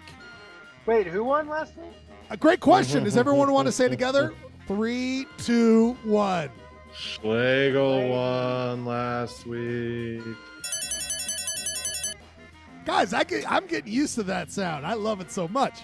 I get to choose who goes first, and I'm going to do a little bit of he's been a little quiet. You guys are doing a great job, but what's this fucking guy up to? Ryan Bradford, I think you need to go first. You're like, I'm too good to say, like, Clayton said, Ryan, I won. Judge said, but you were like eating pizza, talking about Ragnar. Show yourself, my friend. Show yourself. All right, let's do it. Okay, what do you got this week? Rejected Pioneer Day floats for the Pioneer Day parade here this week. I think mine's a little self-explanatory. Okay. I learned my lesson from last week. Didn't want to get too much insider narratives going on. So I think you can just play it. Okay, I'm gonna play it right here. It's not a video. I'm just gonna show it. So, Judge, remember he doesn't know what he's doing. Ryan, here we go. Oh boy. Whoa, what the fuck? Oh my God. Bundy. We got Bundy. So this is an Eamon Bundy float. Wow. And it's running over somebody and killing them. Now, so wait a minite. Is that Rudy Gobert or is that Windover Willis or whatever? Yeah, what is the head there, Ryan? It's just a cow. I don't know. It's a cowboy I thought that was head. Windover Will. Wow. It might be. I just searched like cowboy head. I thought it was also could have been Rudy Gobert. Oh, wow. I could see a little Rudy in there. I don't know. Rudy hasn't gone to... And who is waving at the float? Is that just a specific person or just some parade queen? Yeah, pageant queen. She's riding the murderous Eamon Bundy float, and it's murdering somebody just because, like, is that Ben Shapiro? It could be. Yeah, it could be. It's just like he doesn't think about his actions and how they affect other people besides him, and so it just made sense that a Eamon Bundy float would just be murdering people down the street. Does he have a club foot? There's some weird things going on with his feet. Yeah, no, I had to pull a Schlegel and do a double foot because one of those feet were cut off by grass in the photo. It's a poorly constructed float. That's why it got rejected. It wasn't the content. It was just Yeah. they're like, those feet look weird. We're gonna have to turn this one down. The fact that like you put the fake face on him, that's a next level, man. I would have just done the same face, but it needed that float element. Gorgeous move here, buddy. Gorgeous. Also, move. it's following the Olympic float. That's pretty funny. Right. It's going the opposite It's direction. leading at the Olympic. Oh, it's leading. float. Okay. I thought Also, it was going the Olympic other float, they couldn't pay for the rings to be colored. It's just all white. I mean, what's going on here? Do you see that? Why is it all white? I mean, come on. It was the Utah Olympics. Hey-oh. Nice one, Clay. Thank you. Extra Thank you singer. very much. Oh, by the way, I'm just looking at the YouTube chat now. Producer, failed treasure hunter, successful quizmaster is just losing his mind in the chat. He wants me to keep playing the video from Clayton Sports Roundup. Pat, Well, I'm you so were sorry. you were overproducing. But Overproducing? I was just going for it there, bud. Hey, come on. Like, now. it was like Oliver Stone. You were inserting yourself into the roundup. Oh, it's my okay. God. Oh, wait, I forgot. This is like Patrick and Clayton's moment to be like, okay, this is finally, we got him. We got him where we need him. We'll take care of this. And speaking of pausing, I mean, sometimes, let's hold on. Oh, boy. for Here we go. All right, Ryan. And those feet, those weirdly shaped feet, they kind of act as like cattle cachers, which it obviously didn't work for this man who's getting run over and disemboweled among the streets of Salt Lake City. But usually they just kind of like push people out of the way. That's what the float was designed to do. I thought the whole concept was it just killing everyone and didn't care.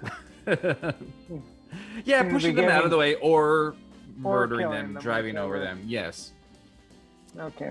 The blood, I mean, the extra little dab of ketchup on Trail top. of blood's nice. Yeah, the extra little bit on this wheel. I mean, Ryan, I hate to be a forensic scientist here, but it doesn't make a lot of sense that, I mean, I guess the guy moved from left to right, because why is the blood higher up on the wheel on that one side? Why is it we could have already run over someone else, so that's true. why there's already a trail of blood.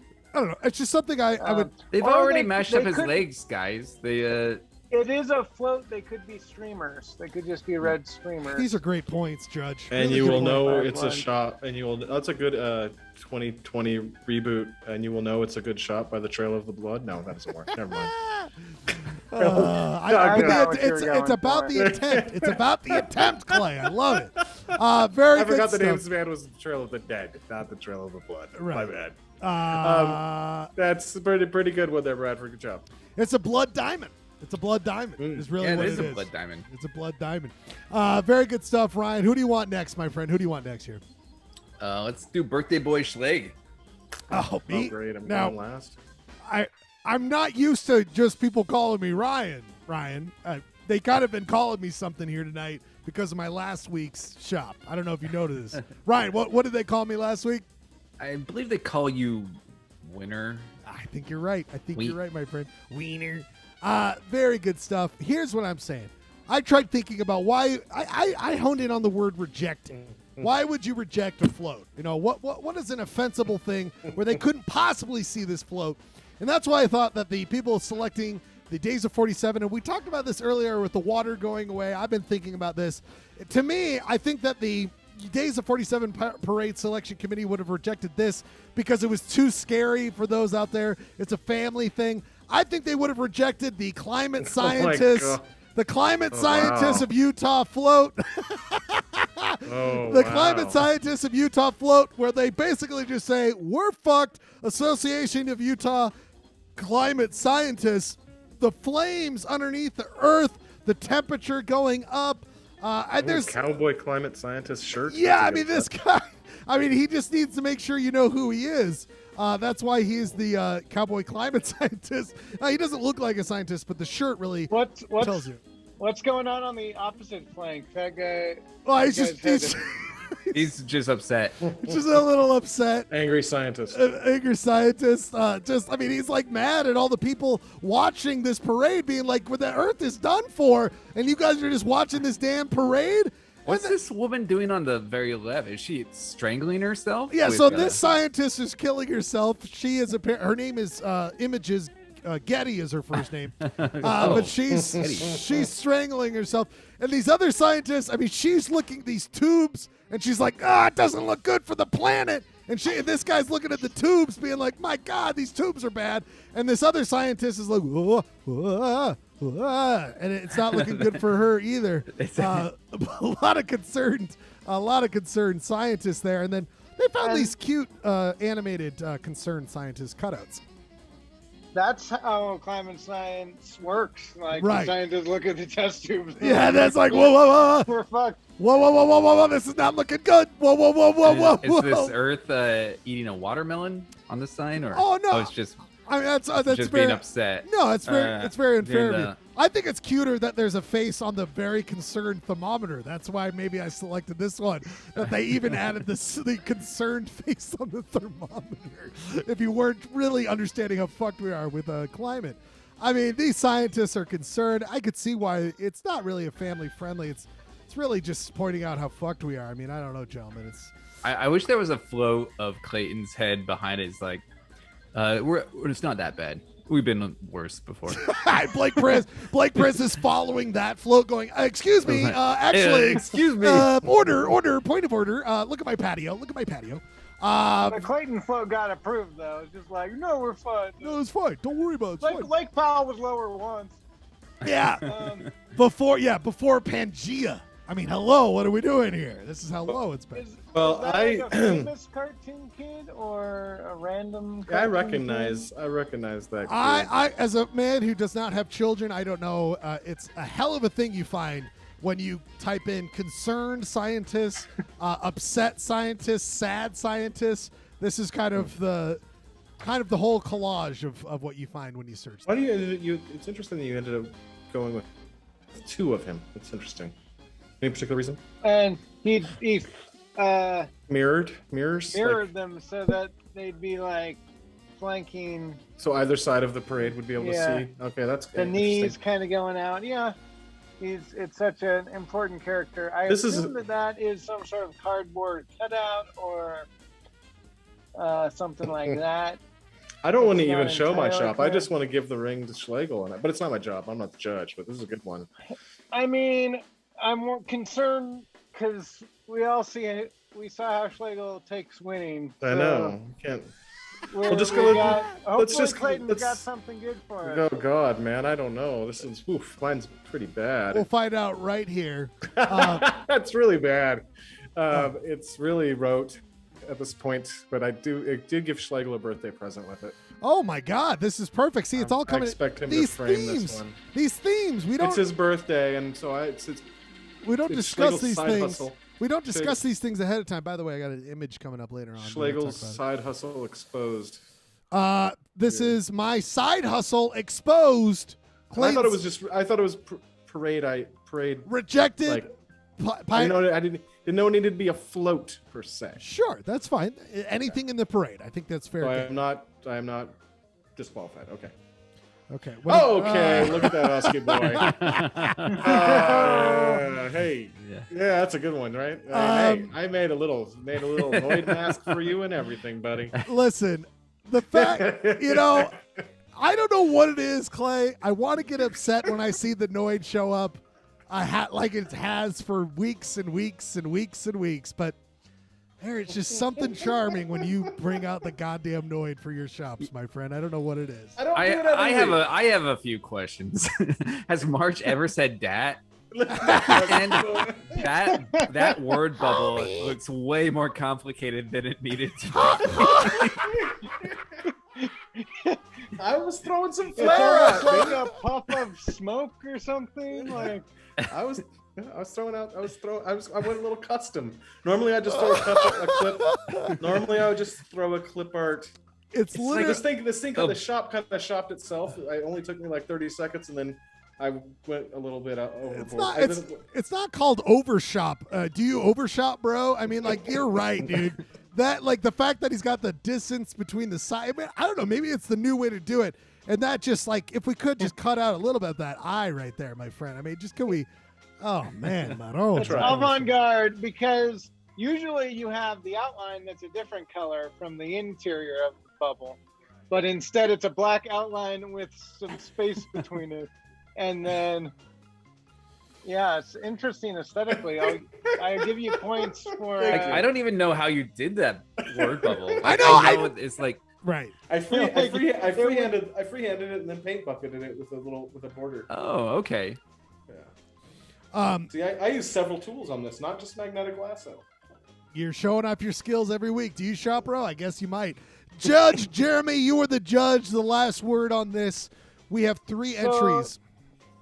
That float, like, officially the submission with the Simpsons in there for some reason. But the submission would be, it's Ryan Schlegel dressed as the Noid. Yeah. As a float. That was the pitch. I can see why that might have been a little too insider to. Well, you know, they would reject it because they didn't know what they're talking about. What I do love is that Marge Simpson in this reality is at Pioneer Day Parade, and she doesn't care that it's some random person or that it's the Noid. She just goes, look at that husky boy. So I mean, that husky boy. Yeah, da husky. Homie, look at the husky boy, homie. She's out with, who's that other character? That's the woman. Well, first of all, Maggie's in the arms, and then I think that's the neighbor, the woman that is in the Thelma and Louise episode. I forget who voices that woman, but she. Oh, is that who it is? I think it's the neighbor woman. Reverend Lovejoy's wife. Maybe it could be. I do think it is. I don't know. I can't tell. Anyway. All right. Yeah, you can't quite see it well enough. Anyway, it pains me. And all three were good, but there was just so much rich detail in Schlegel's goddamn "we're fucked" float. And it's his birthday this week. And it's his birthday, so to just say we gave it to him for his birthday. Oh my God, jeez. Listen, we must go right to the post-conference. Of course, the clear, logical winner wins again, back-to-back weeks. Maybe, do we have a burgeoning Jordan? Do we have a burgeoning Montreal Canadiens in the late 70s? Dynasty. Do we have a burgeoning New York Islanders in the early 80s? Could he go back-to-back? We will find out. We must go to the press conference, though. We must go to the press conference, and we must talk to the wonderful, winner here tonight with the press conference. It is You Shop Bro edition of the press conference. And Ryan, isn't it? Sorry, let me do it this way. This is a nightmare. Ryan, is it any shock? Oh, is it any shock you would have lost tonight? That's a great question, by the way. The reporters are getting good here. It's not a shock. I brought it. You know, sometimes they talk about, I talk about this with Jordan all the time. Michael. And Gerke would have pulled you in the last 2 minutes of that shot, brother. Oh, yeah. Very good, Clay. Listen, thank you. When the greats know when they're on a run. That's all I have to say. And by the way, next week, it'd be fun to have some competition. So anyway, that's the champ. We must go to the losers. The losers, Clay Dog. Clay. Oh, your old troop. The old troop of the Noid didn't get you to the victory, didn't get you to the podium this week. Your thoughts? I actually thought the fan response of my Photoshop was more than I expected. I expected a couple groans and shrugs. It was greeted warmly by you. I thought I actually had a chance there at the end, but you just had too many layers, man. Literally too many layers to reject. So my hat's off to Hats off to Ryan Schlegel. Clay, some people will say you lost what you did. Totally. You fucking lost. But what you did by reinventing the chat box thing. What's it called, Ryan? What did he invent? What? The bubble? The bubble. The talk bubble.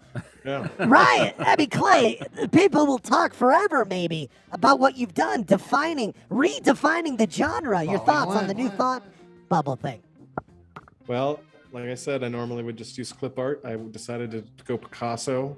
I decided to, go artistic. I thought it was enough to give me the victory. It was not. Very good. I guess the judge is losing his ability to see true genius. Maybe we'll have to look into that. We go to the judge. Judge. Hi, Judge. Question. This back-talking shit from Clay, the Trilby boy. I mean, what do you think about this back-talking? That's going Am I going to be fined? Am I going to be fined by the league? Post-match yellow card. Oh, there are suspensions for accumulation in this league. I gotta tally. I gotta tally these up, Judge. I've got a yellow card. Let it be known this is my first accusation of rigging and cheating today. It will not be my last. All right. Well, I've got. Oh, interesting. By the way. No, you're angling for a second card. Huh? Ryan Bradford's the only one who hasn't received a yellow card yet, so just good to know. It's actually my second of the show. Technically, I should be ejected, but it's okay. That's a good point. Ryan, wait, is it yellow card per segment or yellow card per episode? What are you rolling up there, dude? You got a line of blow coming up?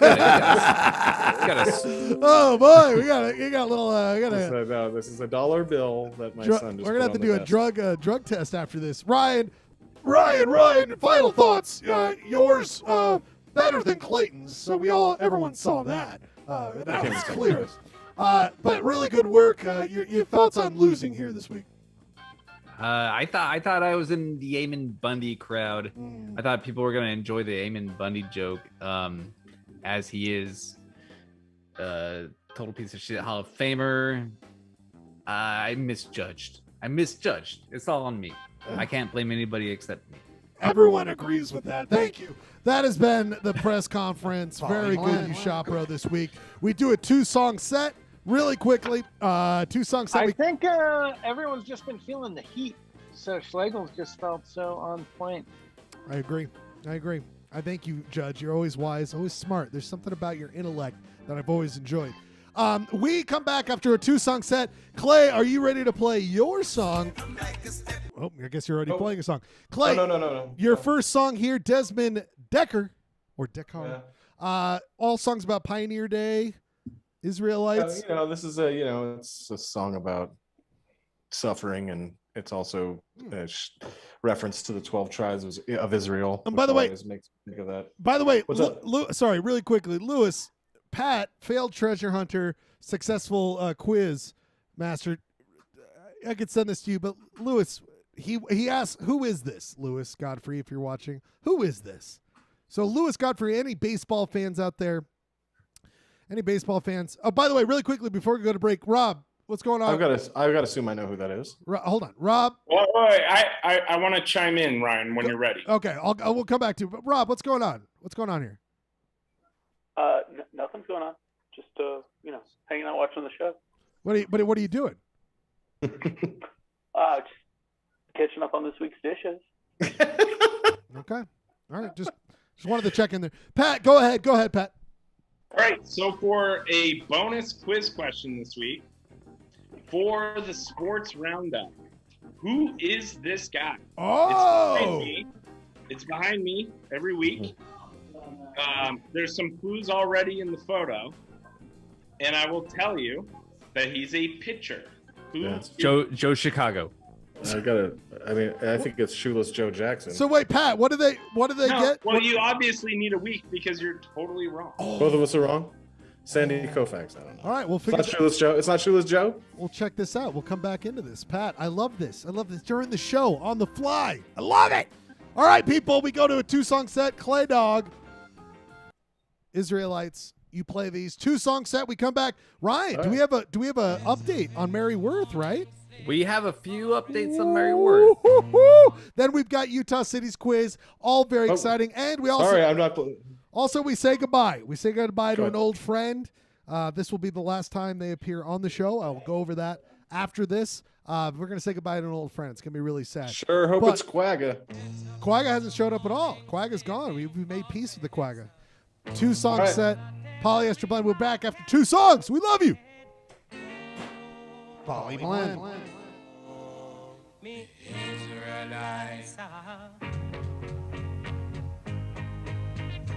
Get up in the morning, slaving for bread, sir, so that every mouth can be fed.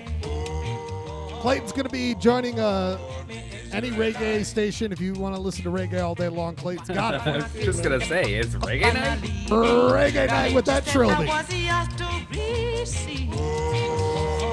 Not reggae. That's what a guy would say who's into reggae. Them a tear up choices ago. I don't want to end up like Bonnie and Clyde. Me Israelite. After a storm, there must be a calm. If you catch me in the palm, you sound your alarm. Me Israelite.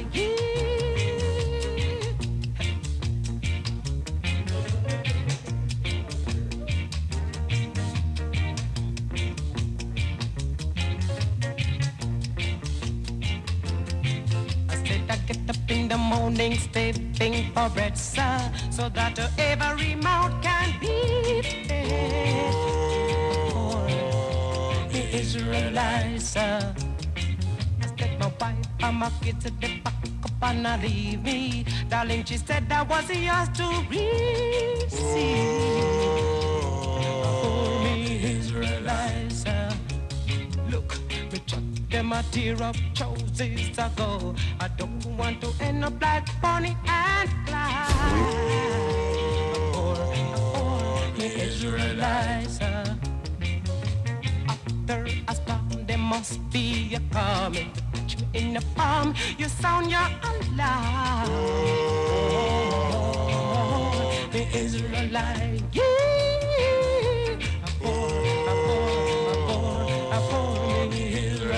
I'm wondering, I'm working so hard.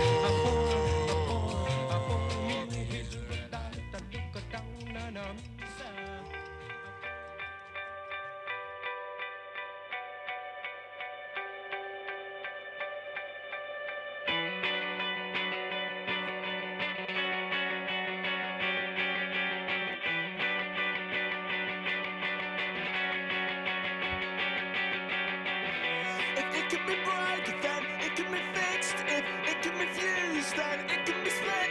It's all under control. It's all under control. It's all under control. It's all under control. If it can be lost, then it can be won. If it can be touched, then it can be turned. All you need is time. All you need is time. All you need is time. All you need is time. All you need is time.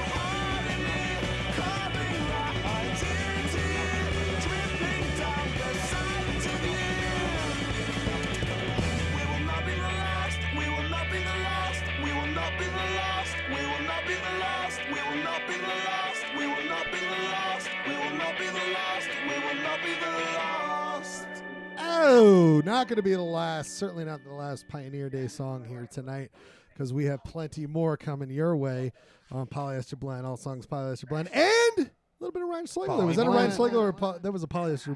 That was a Pioneer Day song. That was kind of a both because that was such a pivotal album during our pizza delivery days. I feel. I agree completely. It just brings me nothing but joy, Ryan. It made me so happy to see you pick that, because it was a big album for both of us, and I still come back to that album. I love it so much.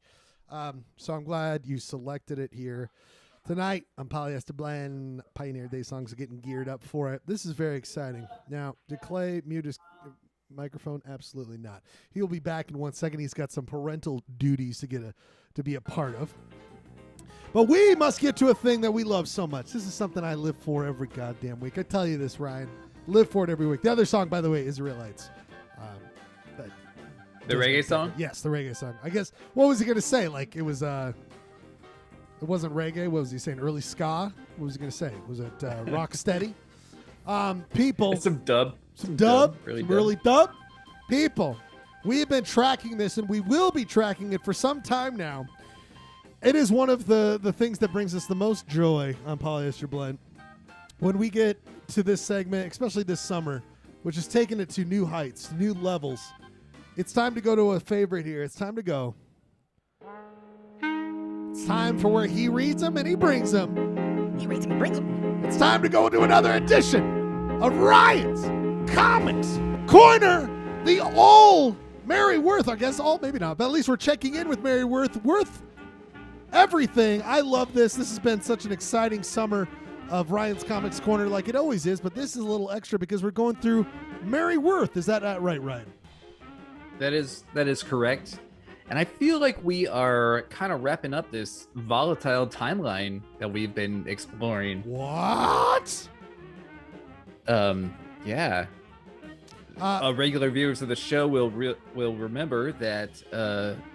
Should I just jump into it? Yeah, go right. Whatever you want to do. This is your moment, baby. You go for it. All right. So we have these two women, and they're fighting over this dermatologist Krew, and it has been some pretty nasty shit. I think in the last one, there was coffee splashed on each other's faces, and then when Drew tried to get in the middle, he got cold cocked by each of them.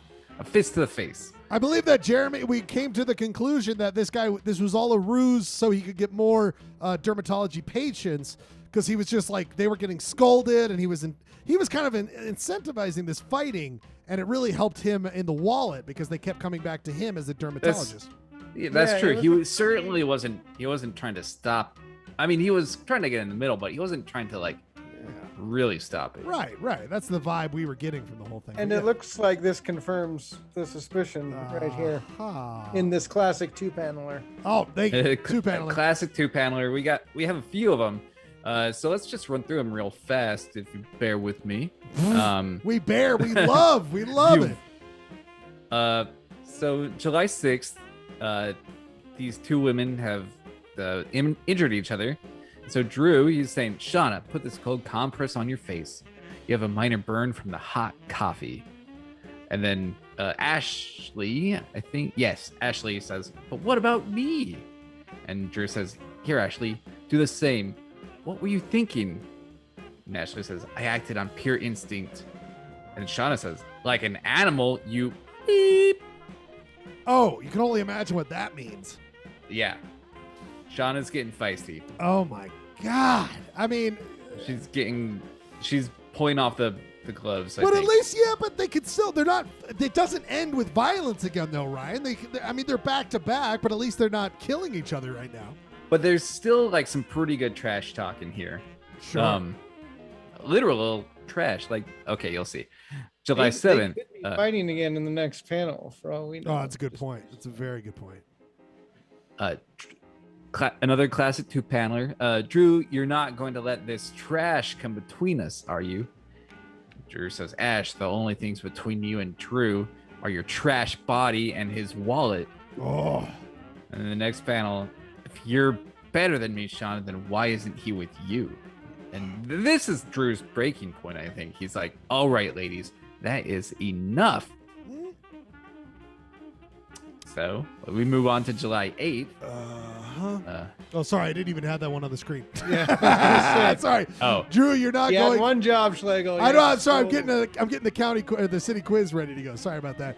Really quickly, Drew, you're not going to let this trash come between us, are you? And this is the building talking, and that's what's confusing. It's weird because the building has dialogue and words. Why that? And then Ash, the only thing that's between you and Drew, the wallets. If you better than me, Shauna, why isn't it with you? All right, ladies. Is that? I mean, first of all, this is when he finally draws the straw. What about the physical time? I mean, they were right now. They're nursing their wounds, and now he sits. Come on, now, this guy. It doesn't seem worth the trouble. But we go on to July 8th here, Ryan. July 8th. Okay, so Drew says, Ashley, keep using the cold compress. Shauna, I'll see you out now. Shauna says, but, and she has the cold compress on her face. Cold compress. And Drew's like, let's go. And Ashley says, I'll be waiting here for you, Drew, while you take out the trash. What? You said that it's winding down. What's he gonna do? Well, it's not as physical and violent as it was. And so finally we have this this is the Sunday version. 2 Sundays ago.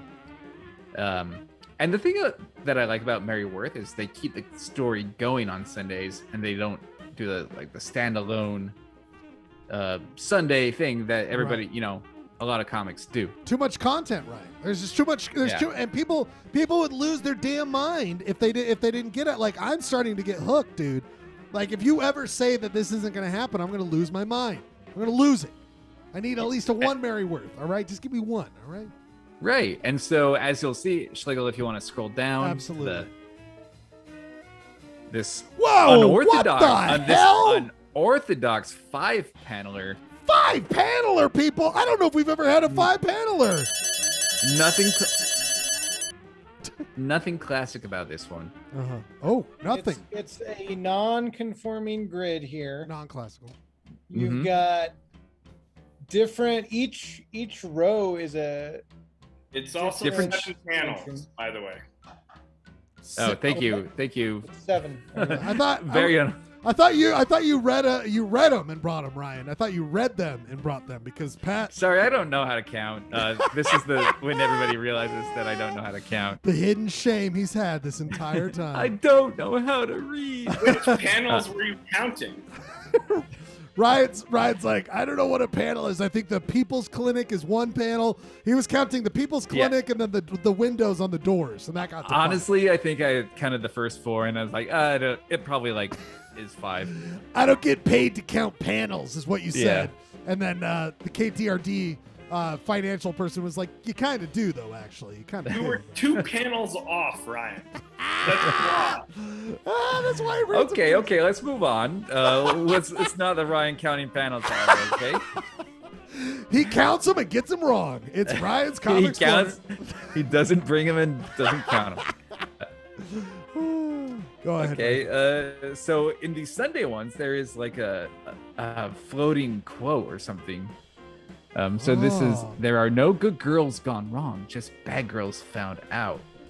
Famous quote by Mae West. Jesus Christ. Okay. So, and this one starts out with the building talking again. Hold the compress to your face. And then it's just a Drew. Is this the greatest moment for burn. cold compress in the history of any media? Yeah, I feel like big this is- cold compress or this just is good. Let's do some viral marketing in Mary Worth. Right. All right, Ryan, as you continue on, I'm going to hold this cold compress to my face as you go on. Go ahead. Ooh. I'm sure like all you Utah fans are pretty hesitant about cold compresses these days. You're going to have to Okay, speak so up. I got a cold compress to my face. Drew says it's a minor burn. And then we have some omniscient narration as Drew shows Shauna out of the clinic after treating her injuries. And she says, "You look tired, Drew." And Drew says, "I am. It's not even 9 a.m. and I already broke up a woman's wrestling match." Next panel. And treated the opponents for injuries. And then Shauna says, "It couldn't be helped. Ash attacked me. First, called me old news and worse." And then Drew just kicks her out. He's like, "Take care of yourself, Shauna." Give her the boot. Then meanwhile, got Ashley. She's like, Shauna's a pain in the butt. I'd better work harder on Drew. And that is pretty much the end of the fight between Shauna and Ash. Who's to know? Ryan, well, I did read ahead. You're holding. Don't say that I am to back, us. by the way. I hope you guys didn't miss me. That's right. Clay, you got a cold compress? We're all holding cold compresses to our faces. I'm going to hold a water. That's cold. Cold water compress. That's very good. Now, let me, Ryan. It's a minor burn. Yeah, it might. But what I want to say, Weird phone. Ryan, I don't want you to say about what happened because you need to catch us up. I need next week. We need to know. Oh, yeah. Okay, I'm not just. Just tell so us the about week what we're seeing here. Okay. Okay. So the week after this, the week that we've already experienced, I'll wrap it up easily next show. Okay. It's very easy summation. Ryan, one hint. How many cold compresses? At least five. Oh, well, that's a pat 7 then, because knowing how you count, that's compresses. 7 cold compresses. So I mean, we must. Ryan, enough. I mean, this Mary Worth has got us all. Jeremy, any thoughts here before we move on? It's just fitting that they chose to really break out of the traditional form and go for a big Sunday extravaganza to end this thing. How many panels was this thing? It's a lot of panels. Don't ask Ryan. Don't ask Ryan. Unconventional 7-paneler, according to failed treasure hunter Pat Munger. Failed treasure hunter. This is a Sunday special. But failed treasure hunter, but correct panel counter. That's right. Pat I feel like you didn't get this out of like a Mary Worth special collection. This was actually published in a Sunday paper somewhere. It was, yeah. I had to go to the Washington Post Mary Worth archives. You and all the other psychos. Hello. Right there. Hello. We got 2 hits. We got 2 hits, and one's from jail and one's from San Diego. One of them's from the super. You're now on a watch list. One of them's from the Super Max prison in Florence. Another. I mean, we are so busy sending these to oil rigs out in the middle of the Atlantic. Now we got to send it to some fucking idiot in San Diego. I mean, what are we doing here? Wow, Ryan, you read them and you bring them, and that's why we always say with the stinger.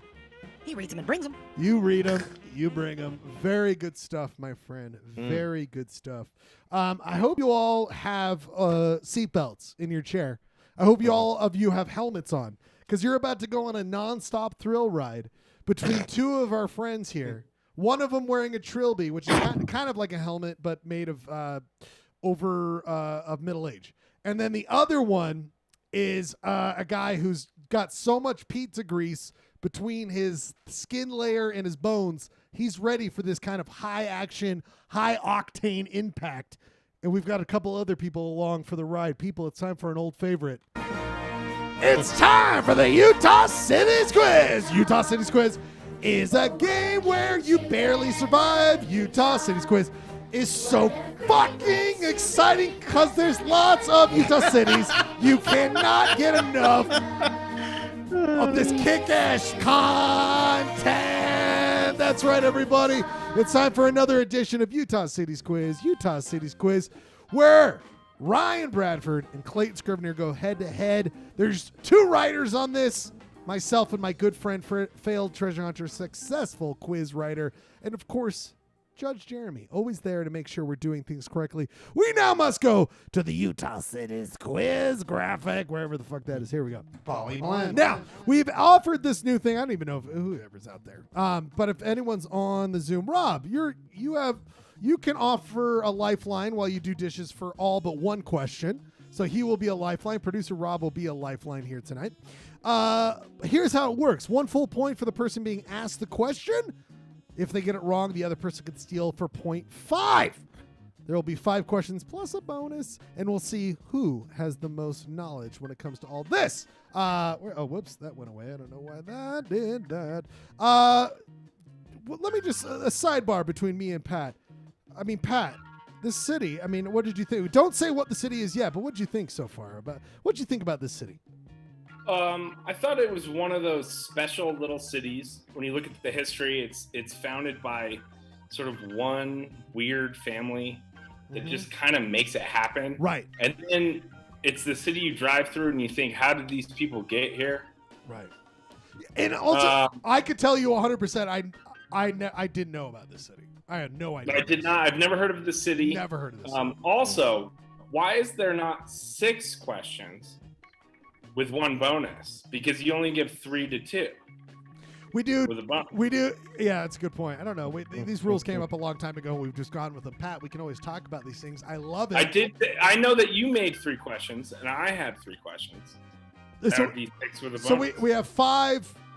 And I made 3. Anyway, we'll go through it. It all makes sense here in a second. I mean, the answer. Wait, the answer is so probably Pat how made can we- 7 questions. There's all panels. They're nothing but all questions about panels. The okay, thing that right? frightens me is Pat is really motivated after last week to try to get us to get things wrong. Yes, I am. And I There's gonna be feel all like types of I've done a good psychological. job. There's gonna be all types of psychological warfare at play Pat, by here. the way, I sorry, I don't mean. I mean, I know. Like, listen, this is a positive thing. I'm not. I'm not trying to bring up talking about people's looks and all this. But Pat, you're looking physique in this shirt. Look like you're ready to audition for Grease or something. Like you're looking. Come on, who wants to fight me? Look at this shirt. Look at this guy. He's ready to be like It's- on the it's- fucking. Yeah, he looks good. Dude is making the Grease Lightning makes the girls cream, right? That's how the song goes. Sorry, this is the first ever disqualification before the quiz started. Ryan, I'm so sorry. Bringing up the reference to creaming, it's already very disgusting. People, it's time for Utah City's Quiz. Utah City's Quiz, a very exciting game between Ryan and Clayton for the knowledge of Utah cities. How this works is that we like to go over what happened last week first. First of all, you can see on your screen right now, purple are the amount that Clayton has won, 12. Double up on Ryan in yellow. Ryan really made some advances, but the last couple of weeks have gone to Clayton. Clayton, your thoughts on your purple acne spreading throughout the Deseret world? Despite your best efforts, I have maintained. Hey, whoa! I have maintained my lead. I remember last week being a little scary that I would actually lose Oakley. That would have been really, really sad. You I have was property able to there. pull Would have that been out. sad. Would have been sad. Adoptive home or adoptive second hometown here in Utah. But I'm excited. The description of this town leaves me very, very interested in to see where we're going with this week. I'm very excited. We'll see what happens. You guys here. are honing your craft. It's getting better and better. We're trying. It's fun to do this with a good friend, a good man, Patrick Munger. And of course, Jeremy Matthews is here to make sure there's no funny stuff. He listens closely. He makes sure to point out any discrepancies. And of course, producer Rob will be here for a lifeline. Looking at the map, it's very interesting. We've done 2 towns in San Pete, 2 towns in Weber County. But there's still several counties we haven't really touched on yet. That's right, my good friend. And we are not going to touch any of those new counties this week because Ryan and Clayton, any thoughts on the city this week? Any thoughts? Salt Lake City, right? Yep. That's it. I had no idea that town existed. Clayton, if you get an extra 0.5 if you name the city dead on. Yeah, I was trying to think because the description of every time I drive through, I wonder how people get here is an interesting descriptor because you're driving through. It's a place that you drive through, but you wonder how they get there. Now, this is the opening paragraph to the novel Clayton Thinks About Cities. The book is coming out soon. It's going to be pretty good. Are you accusing me of using too many words? He's ready. So I'm going to go with Kusharim as my guess. By the way, I that's my guess haven't every week until it's I know. right. I was gonna say I haven't looked back for a while, but let's keep this thing going where it's like Ryan's like Salt Lake City, and that guy's like long diatribe. Kusharim. I want that every week from now on. That's what's happening. All right, people. The city. Maybe when we get to the relic, we can also. Oh, I'm sorry. By the way, I forgot to bring this up. We had a whole bunch of great Relic content tonight. We're going to have to push the Relic 1997 movie review to next week. So we'll get to the Relic. I'm really going to have to watch that movie again. It's been over a year. We since have I a watched week. it. Because we'll get to it next week. The City of the Week this week. Let's go up to a little place I don't know, maybe want to cache some stuff in this valley. Oh, is it? Okay, we're in Cache Valley. We're going to Millville.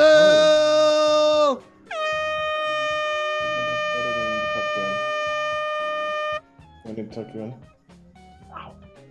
Ta-da, dude, looking good. Looks same. My I bad. love that. I love those PJs. Looking real good. It's Millville this week. It's Millville, the wonderful community of Millville. We pay respects to those fine people. It is in Cache County. It is not in Rich County. It is in Cache County, in that valley, the Cache Valley.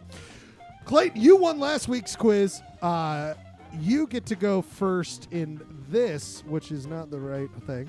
Clay, do you need to go for a second, or are you good? You all right? I need to go for a second, but I'm going to say heads. Wait, heads? Heads it is, gentlemen. Heads it is. Now, I'm going to... Hold on. I got to get to the right one here. Now, Ryan, would you have called heads, or what would you have called? Just need 10 seconds, guys. I'll be right back. All right, I'll be right back. Ryan, what would you have called? I would probably say heads too. All right. You probably would have said heads. Let's see if both of you are right. Oh! He What walks. does that mean? They both picked heads. So, well. Mine was just theoretical. Ryan's is theoretical. Bradford cleverly jinxed Clayton by agreeing with him, and hence, as Ryan always says, likely of being wrong. Jiminy Jilliker, Roundabout Cowboy. I forget what it was too. I have no memory of what it was. Don't say Reba Paso. Hey, Schlegel. Yes, Pat. Yes. Okay, because no one will ever remember except you and I. I say we do a big city in Utah during Christmas, Thanksgiving, and we do an all cities quiz show.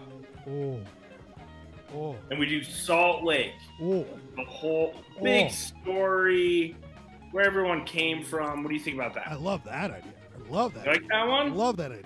We'll do like a Thanksgiving's edition. We're gonna weave some stuff in there, but I think the whole thing's a quiz. Love that idea. Like 100, like 100 questions. Like 100 questions. But I mean, we're still gonna keep some of the things going, but we'll find a way to make it. Yes. Yeah, but we'll just make it Salt Lake. You see that? And what is Clayton's pick? What city is that? Kushera. I've never heard of Kushera. Kushera. If you win, you still only get one city point. How many times? How many times do you guys have to flip that thing till it went to tails? We've been doing it this entire time, and you've lost every time. I'm so sorry, Clayton. You have lost. Ryan gets to go first for question number 5. I can't. You, Pat. You have your questions in front of you. Let me make sure I am reading. First. You go first in this one, but I'm going to make sure I'm looking at the same thing. Yes. So, Pat, your first question happens to do about a person named GWP. And for those viewing on their screen right now, I'm going to show them the grave. I'm going to show them the grave of the subject of the first question, which is for Clayton. Look at it. Right there, Clay. Look at his grave. Pat, take it from here. All right. Well, George White Pitkin, he founded Millville. He built the first log home in Millville before the settlement was organized or named. He and his sons, Ammon, Paul Pitkin, and George Orrin Pitkin built the home in 1859. The family moved into this home in spring 1860. The present location of the home is 136 West, 100 South in Millville. It became the Pitkin Homestead. Later, the Pitkins built a 2-story rock home. What remarkable feature of the home is mentioned on the plaque outside of the front door? Is it A, the rocks used to build the home were quarried and transported from Big Cottonwood Canyon? B, the rocks were hand chiseled by Pitkin despite his lack of masonry knowledge? C, the rock walls were 2 feet thick throughout the home? Or D, the roof was made out of rock itself?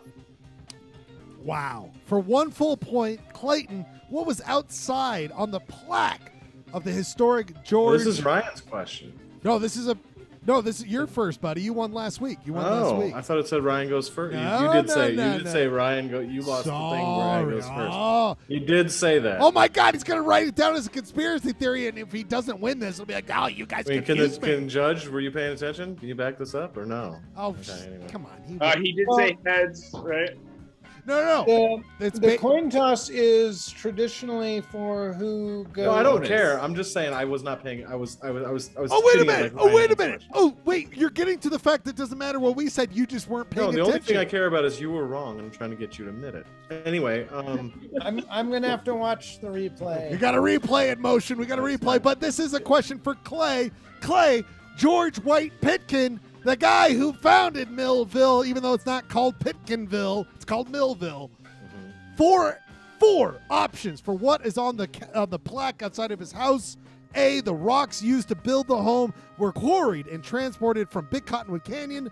B, the rocks were hand-chiseled by Pitkin despite his that seems lack like a written I'm not gonna of say anything. masonry knowledge. C, the rock walls were 2 feet thick throughout the home. And D, the roof was made out of rock as well. For 1 full point, you have a lifeline in Rob. I'm gonna go with B. B, not even a lifeline. Not even a lifeline. Not this time. Very interesting. The guy has he feels so confident he wants to complain, all these kind of things. Pat, what sound effect do you think I should play right now? I think the color of the button would be blue because Clayton will be sad. That's right. Wrong answer. Ryan Bradford can steal for 0.5. Remember, unlimited lifeline until question 5 and the bonus. So Ryan, you could use Rob every question if you want. I have a weird feeling about D. I'm gonna say D. D. It Now- seems, yeah. Here's what I'd like to say about going D. D. Now, Clayton took off B. B as in boy. You chose D as in dick. Now, here, let me tell you right now. I love when one of you guys get it right. I also love when both of you guys get it wrong. Let me tell you right now. D is usually a passing grade in school, but here it is in fact. Nobody gets a point. Quizmaster Patrick Munger stumped you. This isn't this Quizmaster. This is not the point of a quiz. What was the right? It is my point of doing all of this What is was- that you never get an answer. What was the right answer, Pat? That the walls were 2 feet thick. That was my second choice. Which That was is my second really choice. insane to build a house that way. Thick Pit Pitkin. Thick Pit Pitkin. Thick Pit Pitkin. Very good Takes stuff. that's a lot of thickness. A lot of of thickness. space. Takes up a lot of space. Chode of a wall. How do you sell that one on Zillow? Oh, we'll get to that. We'll get to that in a little bit here. We'll get to that in a little Guy bit. likes thick stone. Thick stone. Give me that thick stone. Clayton, Ryan, the next question is for you, my good friend Ryan. My good friend Ryan Bradford. Look at what you got here. We're talking about Millville. You know I love doing this. Let me see. Can you see that a little bit on your screen right now? You can see that a little bit. Ryan. You know I like to ask questions related to the city's websites related to city websites for the cities we do every week. This week, one post on the main page caught my eye. Millville City Celebration Parade. I'll scroll down a little bit. Scroll down here a little bit. There it is. Millville City Celebration Parade 2021. Grand Marshal Jeanette Alder. Maybe a controversial choice because she was not born in Millville, but has called it her home for 25 years. She is also known for baking a type of donut that uses potato starch, Ryan. Potato starch. Making it a slight variant on the normal donut recipe. She normally makes the most of these potato starch donuts around Halloween, but she on one occasion made roughly 5,000 of these potato donuts in a charity for those with terminal cancer. Can we not love Janet Alder more? Yeah, Janet sounds great. You're kicking ass. You should be the Grand Marshal, and we salute Janet Alder. But my question for you, Ryan, isn't about any of that shit besides one thing. It mentions that she makes potato starch-based donuts. My question for you, Ryan, Which one of these is the actual name of these potato starch-based donuts? I give you 4 options for 1 full point. You can use producer Rob as a lifeline. Are they called A, yam nut? Are they called B, spud nut? Are they called C, tater nuts? Or are they called D, tuber nut? Of these 4 options, which one is the actual name used for potato starch-based donuts that Janet Alder has been doing a kick-ass job, and she deserves Grand Marshal of Millville Parade. Mill Valley. This ain't no Back to the Future, boy. Rob, what do you think? Lifeline. Turn it up.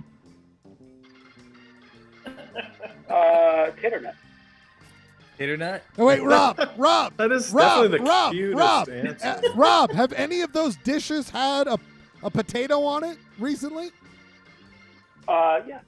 What is that dish you're washing now? It's a plate with a big hole in it? Wait, you think tater it's nut? On top of my mandolin.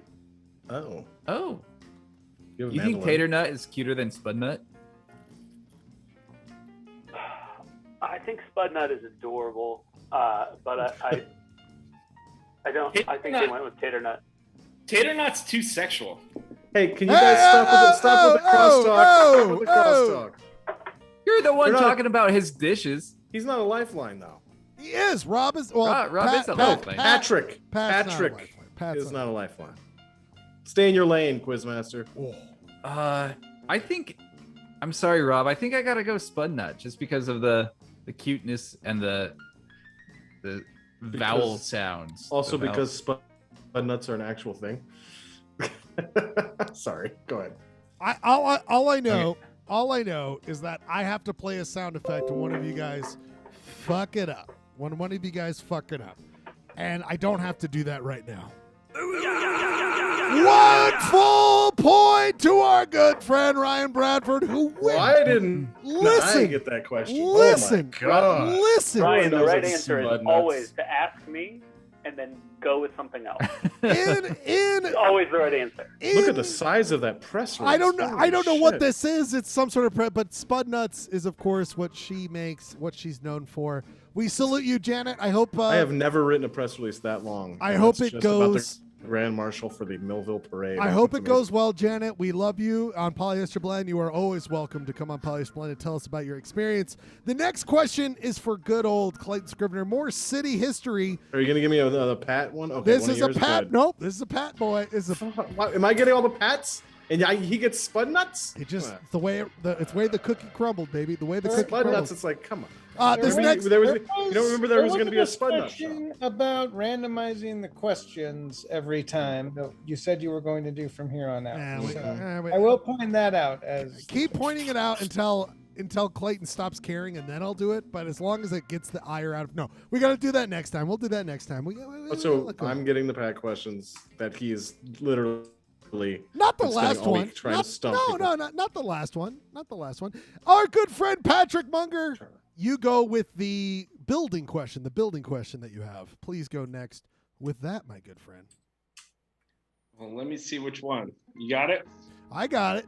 It has to do with this building right here. Oh, very good. Hey, Clayton, we're still sticking with the Pitkins because they were the big deal in town and still are. Millville used one building as both church and A, grocery store, B, school, C, post office, or D, social lounge for the men and women on alternating days of the week. That's right, Clayton. This is the building Pat's referring to in Millville. Mm-hmm. It was known for what? It was known for being a church. That's psychological warfare. A church, and one of these. I want to say D, but I don't know if it's a big throw off. I'm gonna go. I'm gonna add. I got the. You guys don't need to read. I can read. Rob, I want a lifeline. Thank you. Lifeline. Turn it up. Also, social loaned. I feel like the mistype was in there on purpose to try to throw me off. All right. Well, sometimes Ryan. Help me out, Rob. Ryan Schlegel doesn't finish work. Sorry, I missed. When was this again? This is in the early 1900s. school. I mean, it certainly looks like a school. Also looks like a post office. Could be a grocery store. What about the social lung, though? All right. I got a lot of graphics to make after work, okay? Post office is too big, and grocery stores you can't unstock for church. You can't unstock a grocery store for church. I'm gonna go with his answer. School. School. Mm-hmm. Now, Don't shake your head at me, Pat Munger. I'm pissed. Now here's what I'm gonna say. Now, what's beautiful is that Rob, I love when Rob goes back and forth between being bad and dumb and being smart, and then also that was flipping genius the way he broke that apart. He broke it apart. I mean, I still almost wanted to say D because of the mind games that are being played with me. Now it's But that one to one. This next question goes back to Ryan, and a little bit of a psych out. Guess what? This next question isn't from me. It's from Pat. Pat, guess what? Oh, Clay Dog's not even here to That's his own enjoy fault. this. It's his own fault. I know, but that's why he doesn't hear. He has selective hearing on all these things. Ryan, this next question is for you, and it comes from our good friend Pat, and it has to do with this guy. Whoa, this motherfucker right here. I'm going to show you him right here on the screen. Oh my God! Oh, we got him right here. That Pitkin? Wow. Now, Pat, please take it from here. You explained a little bit about him earlier. Mr. Pitkin. All right, so Mr. Pitkin was a big deal in the town. Obviously, he settled it. Pitkin was wait. Guess what, Pat? Guess what? I looked up the address and I found it on Google Maps. This, my friend, is the... Oh, that's not it. What the fuck? Get the fuck out of here with Logan and that shit. Marron. Marron with this business here. This, Patrick Munger, is that location, according to Wikipedia, or according to Google Maps. This is where his cabin would be. This is apparently blocked out here. Is that why they blurred it out? Yeah, I guess they blurred it out here, but this was... Or there's a ghost there. Yeah, there's a ghost. There's some weird thing, but this is where Pitkin settled his first cabin. Very nice picture. Yeah. All right, you ready for the question? Sure am. Okay. Do we have to wait for... No. It's his own fault. Okay. I'm here. I can hear you. I'm here. Hi. Hey, Clay. Hey. Now do we have to wait for Rob to finish putting his dishes on the dry rack? Okay, here we go. Pitkin was a pioneer settler. He was also early elected by the town citizens to be A, a sheriff, B, a mayor, C, a teacher, or D, a water finding expert using dowsing rods. This is your last lifeline for Rob, by the way.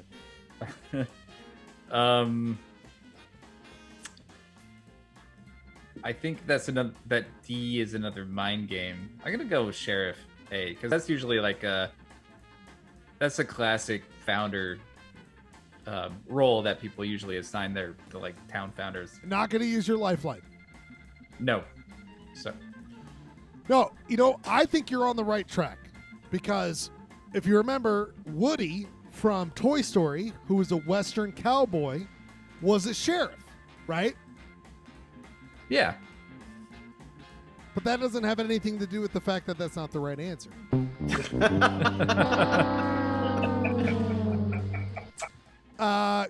I'm so sorry to say, you should have maybe Rob's right there. I mean, he's doing his dishes, but he could help out. You should have asked me. I would have said sheriff, and then you could have chosen something else.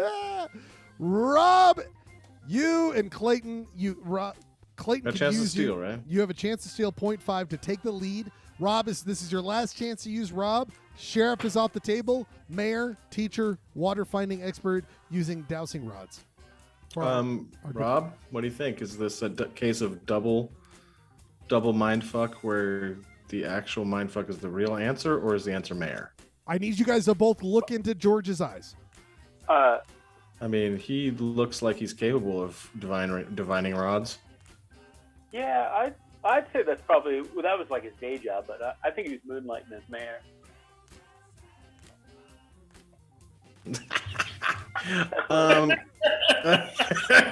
I'm gonna go with the divining rods answer. I love you, Rob. Thank you, but it was mayor or the divining rods, and I'm going with the divining rods. The dowsing rods, as they're also called. Now, Ryan, by default, because you got the coin flip wrong, will go first in question number 5. This could have pulled you ahead. It may still pull you ahead. But he's gonna look at you, look at him in the eyes. Stop. Look at him in the eyes. I don't want to see these eyes. Oh man. You got me, Pat. Guys, he was the head of arithmetic, verbs, nouns, and color. He was a teacher at that little school. He knew colors? Of course. Those eyes. He looks like a sepia sexual right there with his. Can you imagine that guy teaching you anything? Yeah. What answer no one considered? It's definitely a sepiosexual. Sepiosexual right there. All right, this next question is for Ryan first because he got, by default, because Clayton fucked up like a total dunce and messed up. That means that Ryan gets to go first in this question, and this is back to me. And I'm going to do this for you, gentlemen. I'm going to do this for you. I love when we do this. Ryan, for 1 full point, we must go to this. We must go to one of our treasured, wonderful YouTube questions. Ryan, I will play this complete video. We must just enjoy it. It's not too long. Enjoy it.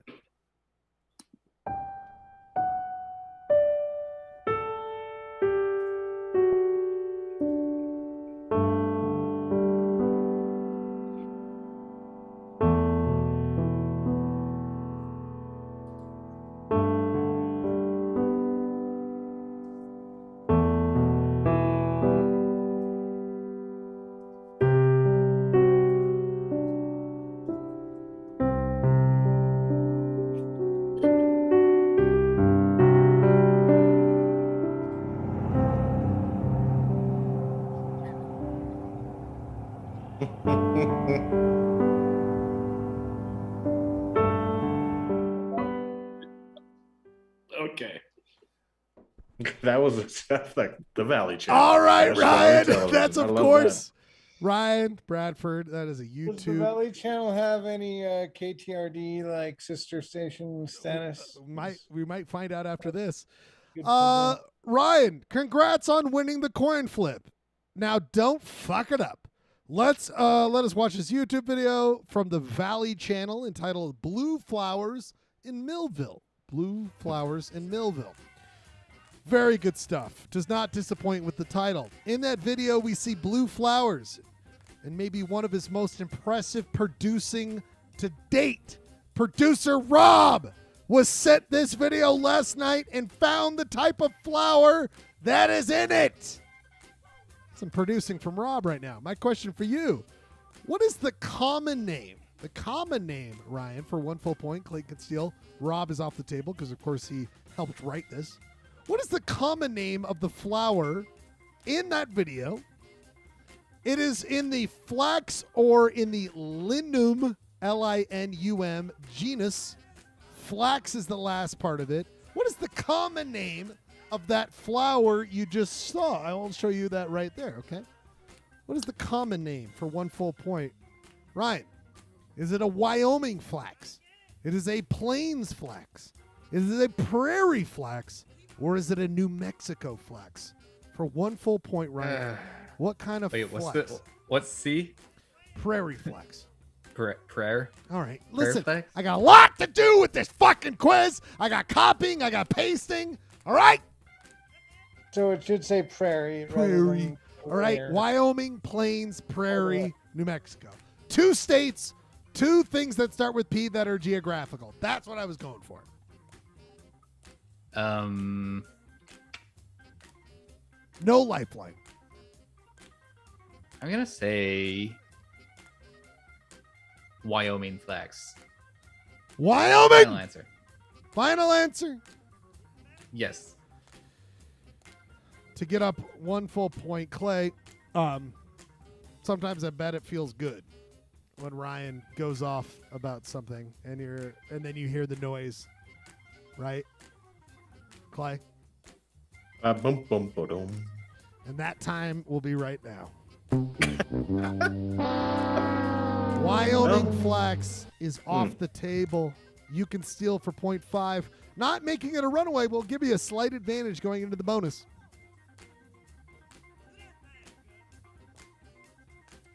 I'm gonna go with prayer. Why is this? Why? Prayer. Why is this? Why would you go with something like that? Because it's a kind of a way to mock you a little bit. I don't know. That's prairie flags. Now, Rob did such a good job by. I'm sorry, Rob. I thought I downloaded the photos. I just looked. I didn't download them. Rob gave me photos, citations of where this came from. There are actually 2 other names. Lewis and Blue. Flax is a common name, but this was the third one. Rob, I hope I didn't do you wrong, but I apologize. I must say, in fact, it is indeed.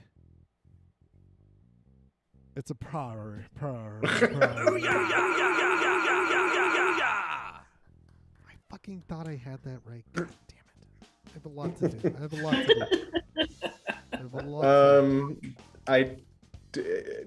I just thought it sounded good. Honestly, I didn't know anything. I just thought It it is sounded like all over the place. Rob, your excitement in discovering which type of flower it was. Thanks, Rob. All right, everybody. We will. I was very excited. Okay. I know. I really enjoyed finding it at 3:30 in the morning when I woke up in my chair to find your text. Really enjoyed doing that. And then I really liked fact-checking myself this morning at 11 a.m. when I actually woke up. I love it, buddy. You did a great job. Thanks for your help on this. Really producing on tonight's How show. did you 100% confirm that those are indeed prairie You got flags? the fucking question right. What else do you want? I'm curious your methodology, man. I'm not mad. I used a couple plant books that I have, and both confirmed the same species name and same description and same images. Like, did they have in the Valley Journal? Do they have close-ups? I just saw sweeping shots. I didn't know they had close-ups. So anyway, It was a beautiful video. I find it very relaxing. I highly recommend it to anybody out there. Final question. We're throwing the marbles. All the marbles. Clayton's only up by 0.5. The last question, the bonus is worth 1.5. It's anybody's game. Anybody's game here. Let's get serious. Anybody's game right here. Gentlemen, I bring up... are we gonna write it down and show it? Oh, no, I forgot to do... Well, yeah, let's write it down. We could do that. You guys got pens? Close, because we're doing closest to the T? We're doing closest to the pin. That's right. Closest to the pin. Okay. And we've got that. Let's have you guys write it down. I love that. I love that. There it is. That's right. I have my paper. Nice, my Rob. paper. Nice, If Rob. you were interested. Thank you, Rob. We'll talk about that in the Limp Bizkit A Crew. printed book. Damn. That's nice. Okay, people, here we go. This is for all the marbles here in the Utah Cities Quiz. Millville edition of it. Let me show you this right now. Gentlemen, I am going to be asking you about this young man right here that you will see on your screen in just 1 second. Look at this man, Craig Jessup. Craig Jessup? Oh, I know who that is. Who is it? Craig Jessup was he the director of the Mormon Tabernacle Choir for a long time? 0.00000005, Clay. Very good. Oh, very, very insignificant. Thank you. You are right, my friend. He was at one point the director of the Mormon Tabernacle Choir. I also want to show you this, gentlemen. Not only was he a member of the director of the Mormon Tabernacle Choir, big deal. He was also once a part of the Robert Shaw Festival Singers. This is from their album, The Robert Shaw Choral, 16 Spirituals. Here's one of their songs. The song is, of course, called I Got a Key. I've got a key.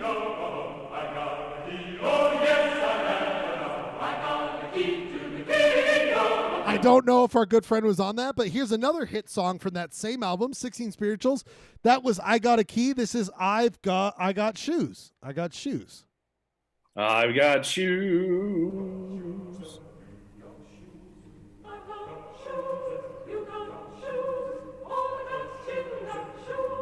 That's right, Pat. You knew him right away. Both I Got Keys and I Got Shoes have the hit lyrics. I got keys and I got shoes. Our good friend, is, of course, this man. He was born in Millville, born and raised. Craig D. Jessup. God bless him. God bless this man. He was born and raised. He got the tickle in his throat. The tickle in his throat was for baritone. Baritone led him to being in a choir, led him to eventually be a part of the Mormon Tabernacle Choir. Kind of a big deal, don't we think? Guess what? He was a part of the Mormon Tabernacle. He was the director from 1999 to 2008. Retired to take a job up at Utah State College in the Cache Valley so he could be near his family. Utah State University. Sorry. Now, my question is this, gentlemen. Write it down when you're ready. Closest to the pin. Okay? He was the creative and musical director in this historic choir. That's what the job of musical director is. The choir was created in 1849. He is but one of them. My question is for both of you. Closest to the pin. How many directors of the Mormon Tabernacle Choir have there been to date since its creation in 1849? Closest to the pin. Since 1849, how many directors have there been of the Mormon Tabernacle Choir? The winner of this wins the quiz. Ryan can get closer to Clayton. Clayton can edge even further ahead. Write your answers down. Pat, what do you think about that one? I love it. I think you kind of figure it out if you just do some deductive reasoning. We'll see if you could write your own answer down and you could show it just for fun. Deduce that shit. Deduce that shit. Deduce that shit. Deduce that shit. Deduce that shit. Gonna deduce that shit or what, Pat? Deduce. I'm gonna do some deducing as well. Oh, everyone's doing it. Rob, write it down on one of your dishes.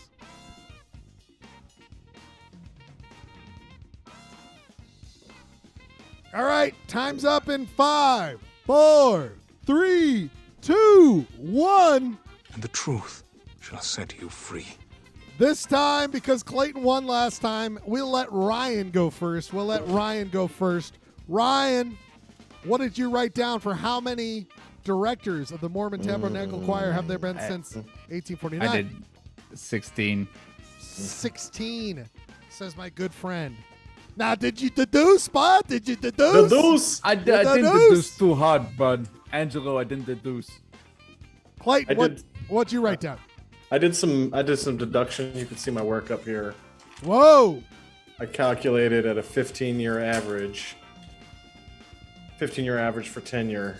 My answer was 12. 12! Just for shits and giggles, Pat, what'd you got? At 14, guys. 14. Same realm.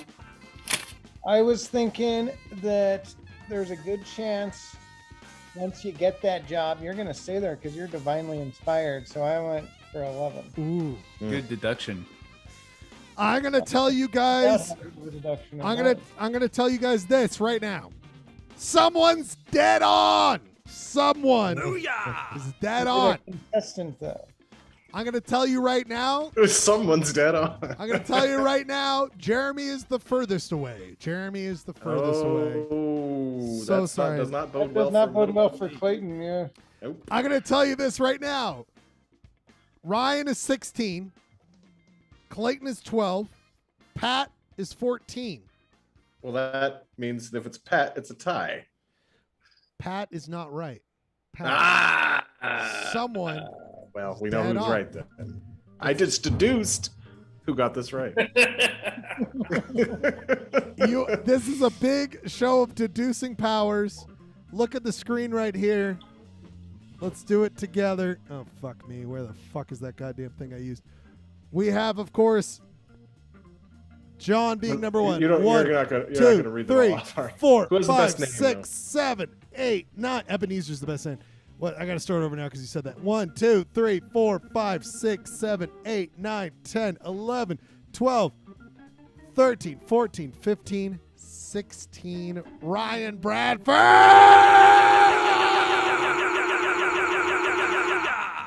How did you get 16? Dead on, dude. Dead on. It's that Padres magic, baby. I don't love know. it. I just did some. I don't know. It looks like You didn't even deduce. You didn't even deduce. I think I was thinking of also like, I don't know what I was thinking. We must quickly go to the press conference before we go to a quick music break and come back with the Limp Bizkit crew. Really quickly, we must go to the press conference here. Let's see what's going on here. We must go. It is the winner's time to shine. It is the winner's time to shine. We must have a question. Champ. This is a question in the front. Question in the front. 16. How the fuck did you deduce that? You pulled it out of your ass? Yeah, I sure did. Stinky lucky 16. Lucky guess. I was kind of averaging between Mormon presidents and regular presidents, and a lot of factors going in. That's pretty cool, dude. So what's your catchphrase again here tonight? I just heard the sound effect go off. Do, re, mi, la, ti, da, I feel. Congratulations, 2-7. Clayton, loser. We go to the loser. Clayton. Question in the front. Question. Say something so your face comes up. Oh, sorry. Yes. So you bitched and moaned. I don't usually answer to loser. Oh, well, it's so clearly that you were the loser tonight. That's why I wanted to ask this question. So all of my So you bitched and moaned. You lost the shop, bro. It was a really Is shitty. this the New York quiz market? I don't know. Why don't you have less of an attitude and I'll write a better article about you? It seems like you're really combative with the press. What's your problem, Trill boy? Well, you know. Excusez-moi. Oh, question from our foreign correspondent. Excusez-moi from the French press. Please say 16 in French. Francois. Who's this question for, Monsieur? Got a song. Bradford. I believe it's 5. The answer is 5. 70. We're not asking how many panels. Je m'appelle. I did not ask what a big dick is in French. I asked, Déjà vu. Very good, gentlemen. We end this press conference. Ryan, congratulations on Thank you. winning. That was it. Great quiz, as always. Quizmaster, genius. I didn't make one accusation of cheating, so I don't know what those reporters were talking about. I know. Sorry, the press is tough, dude. Press is tough. Anyway, At the very beginning about Check the tapes. No, I asked a question about. I just asked a question. all right. Okay. We need to get to a couple things after the. We're just gonna play two songs, and then we're gonna come back with the Limp Bizkit crew. We got a couple things to go over. We'll hang out. Anyone can join if you're still around. I don't know why the fuck you would be, but we love you. If you want to join the Zoom, join the Zoom. Are we doing C? Or are you gonna go grab both these songs? I'll just do these back to back. Grab a drink, water if you need it. We love you. Anything you need to drink, anything you need to be a part of, sober, whatever you need, we are here for you. It's a 2-song set. I'm playing my 2 choices for Pioneer Day, and then we come back after this, and we're going to do Limp Bizkit. We got to check out, I guess at this point, I thought I was going to talk about it the whole night, but we're just going to say goodbye to a friend here after this, after the music break here. Here's my 2 songs. Where's my Pioneer? Okay. I'm doing 2 songs. One of them is, this is what I think if BY or Brigham Young had this song, he would have played it when he saw the Valley. It's called This Is It by Kenny Loggins. The next one is the Sons of the Pioneers, because we're all sons of some sort of pioneer, and that's why I'm playing Cigarettes, Whiskey, Wild, Wild Women after that 2-song set. First up, This Is It, or This Is the Place, in honor of Pioneer Day. Kenny Loggins, the great, We'll be right back after this. 2-song set, Polyester Blend. Limp Bizkit Krew, join the Zoom. I'm going to put the link up there. We love you, Polyester Blend.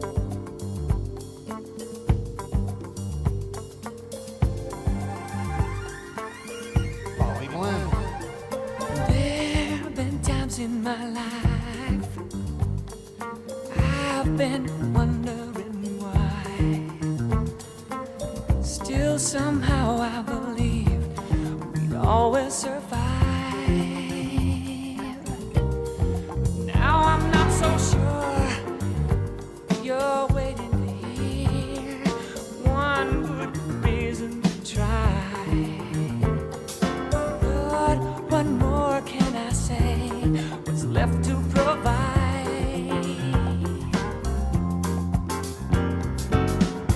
You think that maybe it's over, only if you want it to be. Are you gonna wait for a sign? Your miracle. Stand up and fight. This is it. Make no mistake where you are. This is it. Your back's to the corner. This is it. Don't be a fool anymore. This is it. The waiting is over. No room to run. No way to hide. No time for wondering why. It's here. The moment is now. About to decide. Let him believe. Leave him behind. But keep me near in your heart. No, whatever you do, I'm here by your side.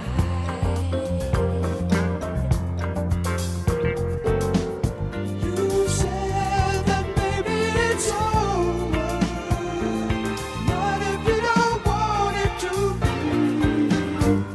For once in your life, here's your miracle. Stand up and fight. This is it. Make no mistake where you are. This is it. You're going no further. This is it. Until it's all and done. No one can tell you for you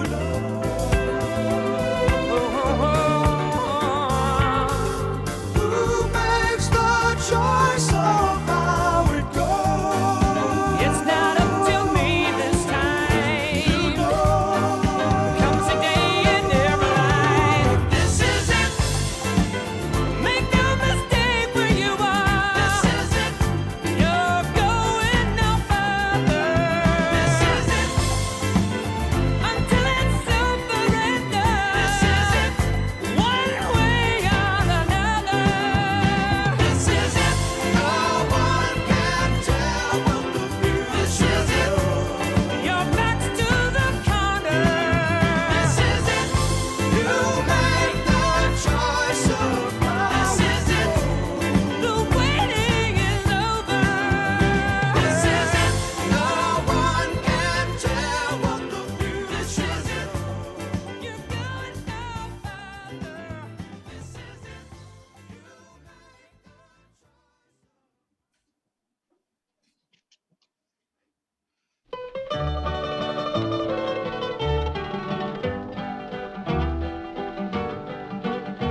Cigarettes and whiskey and wild women, they'll drive you crazy, they'll drive you insane.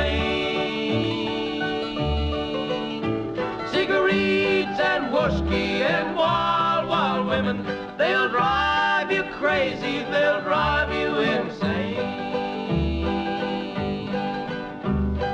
Once I was happy and had a good wife. I had enough money to last me for life. I met with the gal and we went on a spree. She started me smoking and drinking whiskey. Cigarettes and whiskey and wild women, they'll drive you crazy, they'll drive you insane.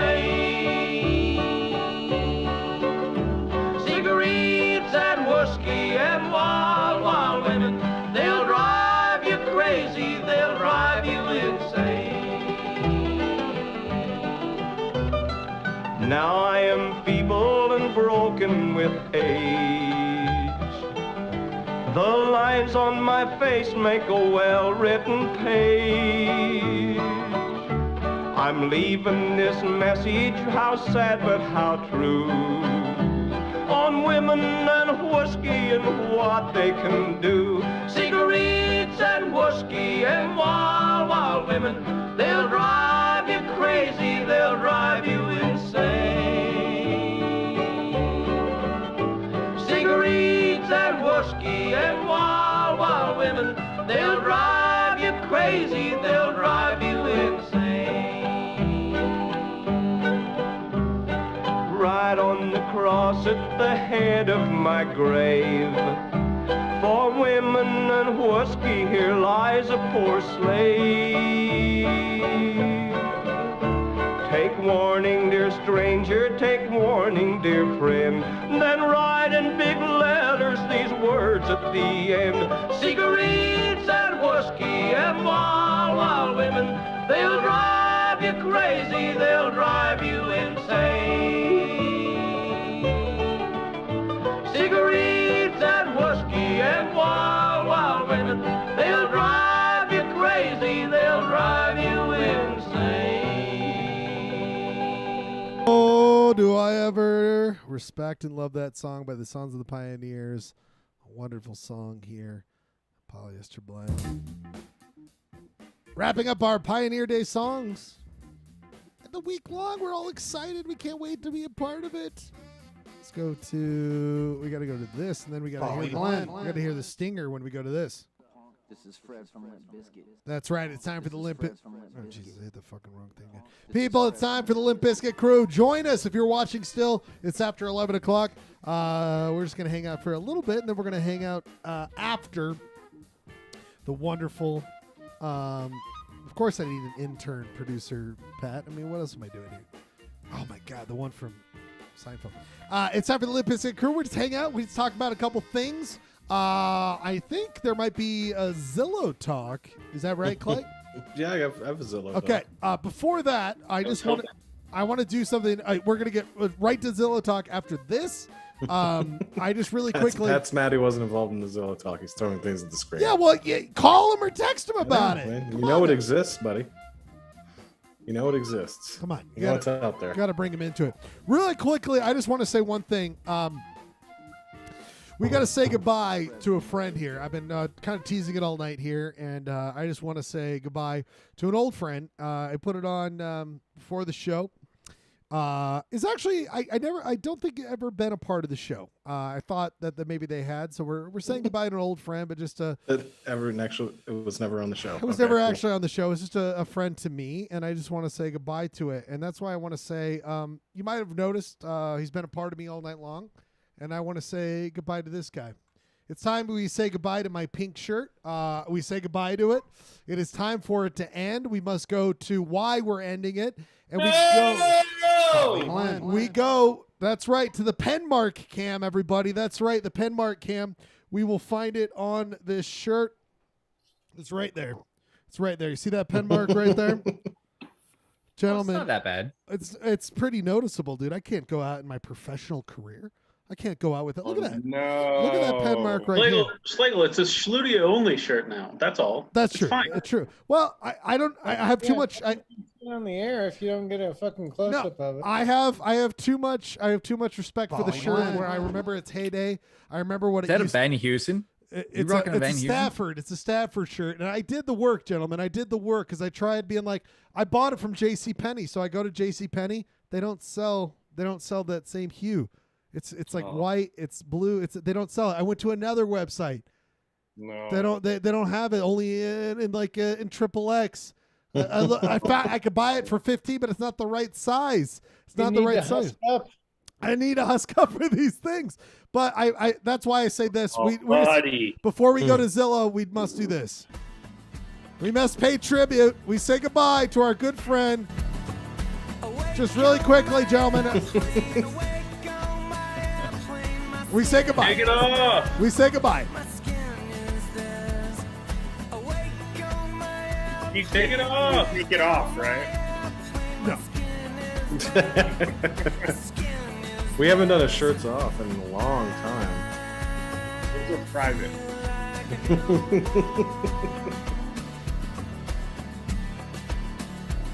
I'm drinking water tonight. There's no way the shirt's coming off. Good man. And we just say, we love you. This will be the last appearance of my pink shirt. Polyester Blend. There's me looking at the shirt. So, anyway, guys, I'm sorry to bring it down. I'm sorry. I know we're trying to do a fun show. Get it while they're but slashing prices, dude. That neck 15, I don't know, buddy. I think you might need us a neck 16 and a half. What are we You talking nailed about? my neck dead on. 16 and a half, dude. All You of nailed us it. Husky boys got that 16 and a half going on, man. Beautiful. Anyway, 16 and a half. Anyway, we say goodbye to this pink shirt. This will be the last time. Hey, Schlegel, can I have your shirt? Yes, absolutely. Rob, the Thanks. new life of the shirt will be with you. Because Rob knows how to take care of things and Well, clean them. I got pen all over. I can't be. I got to move on to these things. All right, people. We go to a new segment. Well, not a new segment. A long-standing love affair. You don't have my title, do you? I just don't have the graphic yet because you told me earlier not to worry about it, and that's totally fine. But now I'm like, Yeah. damn it! I wish I would have made that graphic. I was so ready Can to I get make. before you click on it? Can I give a little backstory here, buddy? Please. So I was kind of fascinated with this concept of Zillows in other countries. So I was like, I wonder what African Zillow is like. And then I was like, let's just take it to Somalia. So I was wondering, I was curious if there was a Somalian Zillow, and sure enough, I found it, and I found some really interesting things on Somalian Zillow. I'm all for this. I'm all for this kind of content. I want this stuff. It's time to go to Zillow Talk, everybody. Zillow Talk. Zillow Talk. I guess the songs may be too catchy for that, but next time I'll pick a sensual. There were some really good picks, dude, but this one took the cake because of the listing price, ladies and gentlemen. Somalia. What do we got here? 42. Not bad. 42 million. Wait, what? Oh, bye-bye. 2 million 160. And let me tell you right now, I respect everybody in Somalia. Whatever you got to do to survive, we love you. I just want to say it's just very interesting to look at a behind the curtain of the whole world. I think we should say. As a real estate agent, and I see weird pricing sometimes. 42 I million? want to know what the 160 is all about. Oh, right. It's like What is that 160? Why couldn't they just a I'm just thinking it Somalian was tax thing or something? I'm wondering if it was a typo because the other properties were like $1,000. This one was 42 million. Oh my God. Check out that front though. Check out that facade, man. Check out what's going on with those graphics, the hearts. Wow. Do you see that? Oh yeah. The first pick with the hearts. So was it 4,200? Was it? Maybe it was 4,200. 200. Yeah. 4,200, 100, 4,000, whatever that is. I want my house to have some hearts on it. I think it's fantastic. I was just very the detail work. Oh my God! Look at that Yeah, the beautiful shower. showers. Bad fucking ass. Shower with the palm trees, Oh graphics my on the God. inside. Then the lighting is amazing. That's weird. That's gorgeous. I'm into it. I'm into it. I'm into it. I gotta put together 42 million. I know. Is that Just plastic? if I could just cobble together Is that 42 million, I'm plastic? sure that I can get it to talk them down on that 160. I'm telling you that courtyard. Is that in American dollars? Apparently, must because be. the other listings were like, $1,000. I also like the idea of like Yeah. that's a KTRD thing where it's like Zillow for North Gold Hill, and it's like 42 million. Like if you want to buy it, it's all yours. It's $42 million. So I guess if you're wondering what's going on in the Somalian real estate market, now you know that door looks like it got blown out. I don't know what's going on there. All right. Not every house in Somalia has to be blown up. I'm not making. Yes, I'm just saying that there's a broken door. I just think that you get that free paint. Look at those paint buckets. Yeah, You get free paint. Yeah, they're still doing the detail work. Anyway, I found that interesting. That's my Zillow talk. Thank you. Oh my God. Fine. Zillow Talk, another amazing addition. And Patrick, you're always welcome to contribute. I think Rob makes a good point. 42 million 160 Somali shillings is $73,000 in US. Well, there you go. You just cracked it. You just cracked the code. Just cracked the code. Robbed. Thank you for thank you for plugging in the. What did you do? Like a currency calculator there? That's pretty amazing. Xe.com. Did some currency. Yes, exactly. The interesting thing though is if you were to purchase that house for $70,000, are Americans even allowed in Somalia right now? I don't think they are. No, the one country you can buy a house in, 2 countries, I believe is Ireland, but Italy will allow Americans to buy homes there. Yeah, you can get a chalet for a song right now, man. I am a villa, actually, excuse me. I think I am actually looking at it. Wow. Let me know if you want to go halvesies. We'll timeshare that. Hold that thought. And any recommends, guys, come up with recommends really quickly. I just have to go through one thing, and then we can be done with the docket here tonight. I just want to go back to this quick thing right here. Did you remember this earlier from the classifieds? The Prime Pioneer Day route location to rent? I mean, we're going to think of some recommendations. We could talk about that, but I'm going to call this number really quickly. I'm sorry, you guys. I got to call this number and see what the hell's going on with this. Hold on. I as you guys know, I can't always do this at the same time, so let me call right now. Poly Blend. Yes, if you want some prime real estate here on Main Street for the parade, this is your guy. I'm Santa Pinata here, if I can help you. Oh, my God. God damn it. Santa, what are you doing? Oh, you guys are still going with your dumb little show. That's so cute. You guys are going after 11 o'clock. That's real sweet of you. Yeah, I got some prime real estate here to watch the parade. I'm down here live having a great time. If you want to come down and rent some prime real estate for the parade, come and check me out. Here's me. I got a shot. Here's me and Tiny James Madison. We're here down on Main Street. We got all the water, the KTRD water from a couple weeks ago. What the? Santa Pinata. Okay. You've sectioned off, like, that's not your property to do. It's not your property. I know it's not my property. I'm just saying it's also not your property. But you've sectioned off parts of the sidewalk. And what the fuck is going on? There's all sorts of... Are those dead fish? Oh, yeah. Lots of dead fish out here.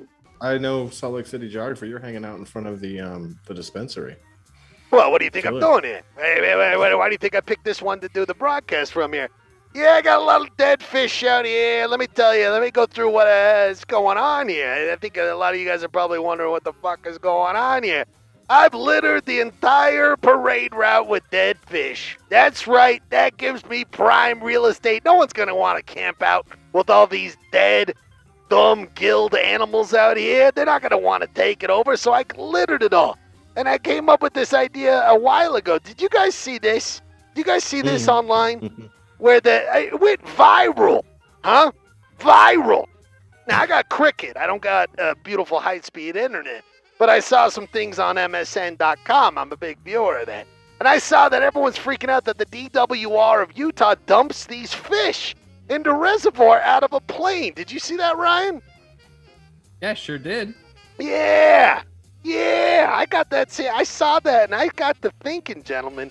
I was like, what if we reroute these things? What if we reroute these fish instead of going to the reservoir?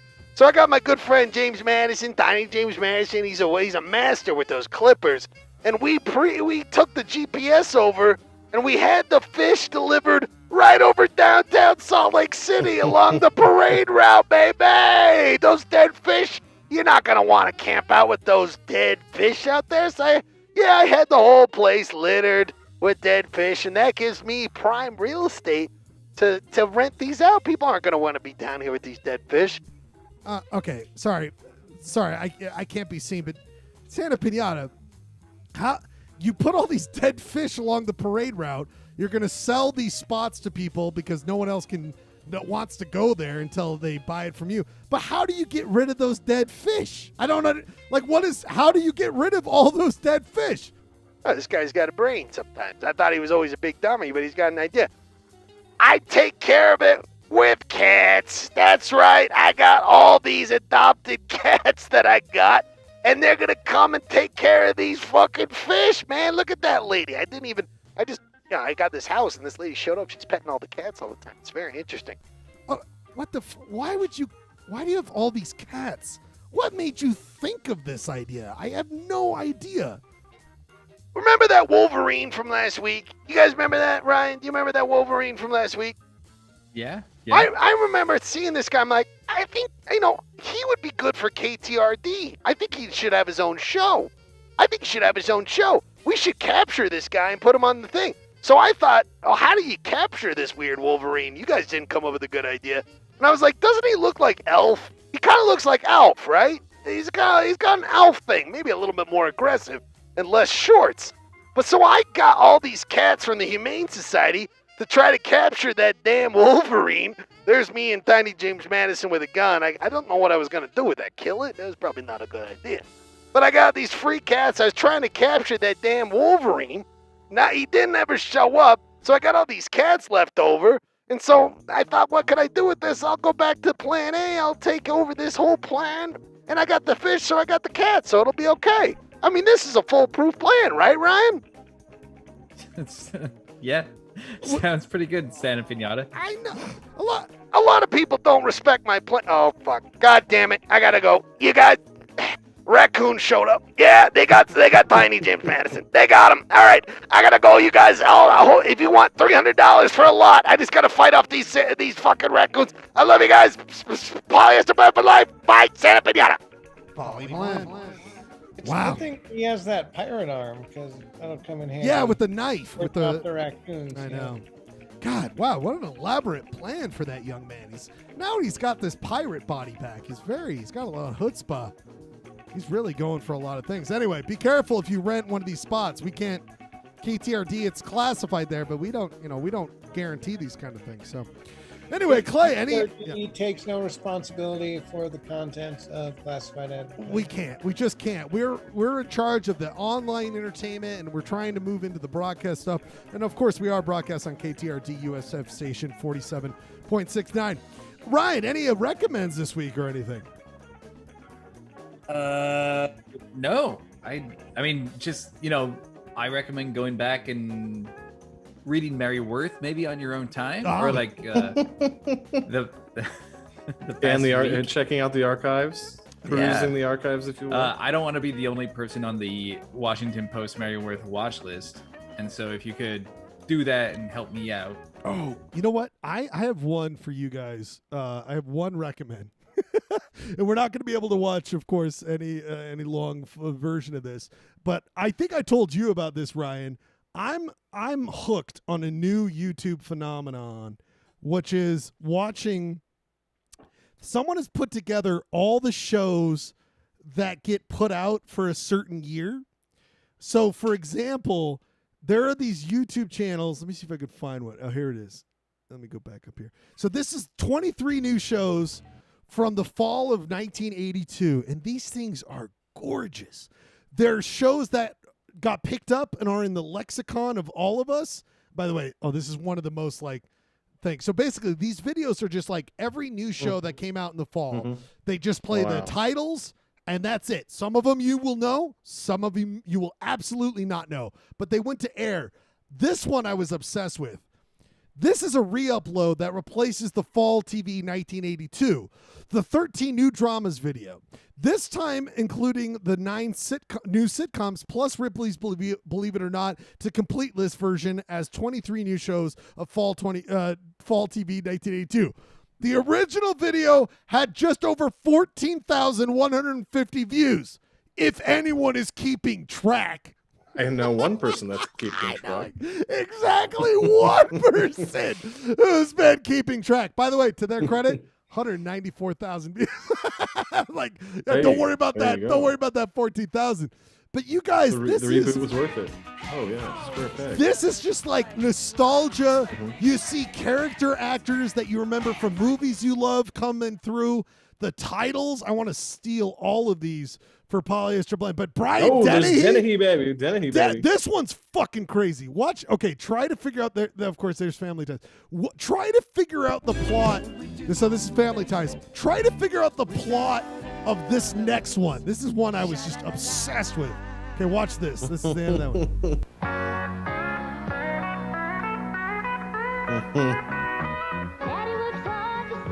Star of the family.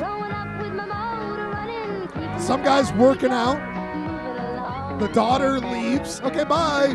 Denny, he's like, what the fuck? Hey, Michael Dudikoff. Denny, he's like, I'm out of here.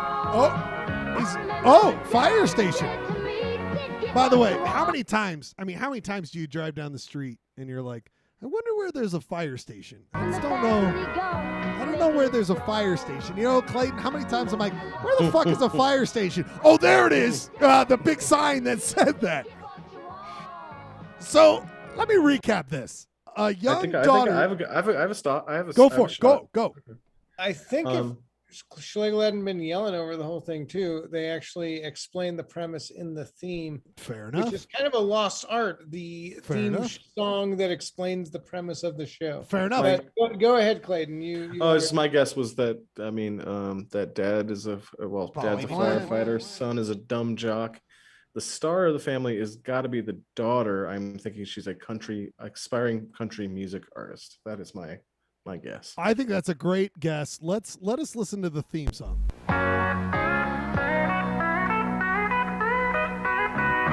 Daddy works hard to save some money. I'm growing up with my motor running, keeping the family going, moving along. Something about the family, like the mom. Did you catch it, Jeremy? The last part was keeping the family going. Like Daddy was doing something to save some money. Like, Yeah, is and she the working girl of Yes, the... and the mom is gone. She's the star of the family. Mom's gone. Pulling our way to working together. Things get bad till they get better. Keeping the family going, making it strong. Yeah, something about like keeping. I think an important thing to note is that that's absolutely Dolly Parton singing. Oh, is it? I don't know, Rob. Can you look that That's up? absolutely Dolly. Can you look that up? Because I mean, again, gentlemen, this is No, my... I hear it. Okay, with my well, fair ears. enough. I just will say this is my new favorite. That's dope. This is my new favorite fucking thing. Like I have watched like an hour worth of these kind of things. But Jeremy, let's keep going with the theme song. Moving along. I remember what Daddy said to me. Said, get what you want. But don't forget the things you need. You gotta take a lot of... Hey, come on. It is not Dolly Parton. It is Kathy Masnick performing the song. This is. I just looked up the Wikipedia page on the plot of the show. Boy, I know. Wait, by the way, this is every time Gurky shows up in the Zoom. Watch this. Get what you want. This guy in the back of the truck. What? This is me going, who's in the Zoom? Gurky? Come on. Come on. I'm here. I watched the whole thing. I'm here. Gurky, your thoughts so far. Did you catch Sports Roundup here tonight? Yeah, I'm coming in a little hot, you guys. Oh, boy. Oh, boy. Go ahead. Go ahead, sir. Go ahead. Poly Blend. Am I great? Am I good to go? Oh, yeah, we're fine. We're ready to go. And Go I ahead. think you guys were a little dismissive of. I wasn't saying like bench him the full 2 minutes, but you got to like play your matchups. And he's shot terribly at the free throw line. Okay. No. One thing that's true is that everybody agrees with Gurky on this one. Right. You could tell by both of the likes on his. 2. Now, Gurky, are you coming back from playing basketball or whatever that movie was? Softball. I was playing softball. Oh, okay. By the way, you got a bunch of schlubby boys sitting at home on their radio show questioning my sports takes, like a bunch of husky boy wannabes. Hey guys, sub out Gurky for the rest of the Limp Bizkit crew. Good point. Good point. Like but no wait, You know what? Jeremy. That would be the best thing, the best decision, because you guys have just been spouting shit. Actually, I really like the City Splits. You guys did a great job. Of course we did. Now, no wait, now really quickly, Gurky, who's wearing a baseball hat, but yet some sort of like very. Wow! Those look what very team? What team handsome. did you defect? What team did you? No, defect wait! Really quickly. Cheers to you. Wait, Clayton. You can't say quick question. You have to say Q period. Yeah, Q period. Did you defect the Cheers to You softball team? No, we're the Chuggernauts. Oh, the Oh, you jumped the Juggernaut. Get the fuck out of here with this fucking guy. We didn't even try to get the bourbon I go where the retrievers money back is, together. man. Now, Gurky, I want you to Memento style tattoo 3 things on your arm, which are a period, and then there'll be 3 of them. Okay, so every time you think of a tweet, I need you to look at your arm, and there's 3 of them. It's a period. You're insane. The next time you think of that tweet, but you're like, no, it's pretty good. It's a period. No. And then the next time you think about sending that tweet, you go a period. Trust me, this hurts me more than it hurts you. Hey, at Hold Takes Exposed, check this one out. Now I'm sorry, I think that's for your best benefit. All right. Now, okay, so if they had not thrown that alley on that team, right, and they were up 1 point, there's no way you put him on the back alley. So no way. Clay, did you watch the game? You know more about basketball than I do. Yes, I do. I do watch basketball, and I do know a decent amount of basketball, and I don't think there's any way that Bulldozer, whatever the coach's name, would pull Giannis out for the last play of a game because he had literally 2 touches in the final 2.5 minutes. I'm just saying, if something went wrong and they lost that game, he would be lambasted. That's not the question of like, am I making the right call? It's am I making a safe, like cowardly call? Yeah, well, he's making a cowardly call, but you don't pull the superstar. In the last 2.5 minutes, one ended in 2 missed free throws, and one ended in a dunk. I mean, do we have to show Giannis's facial expression again to get the point across? I'm just saying. Anyway, all right. So I think Star of the Family. There he is. Let's do a good faith effort to transcribe these lyrics. All right, Jeremy's freaking out. He's like, I don't give a shit about this little diatribe you guys did. We're back to Gurky saying, hey guys, I'm on the Zoom. Here's the rest of the lyrics.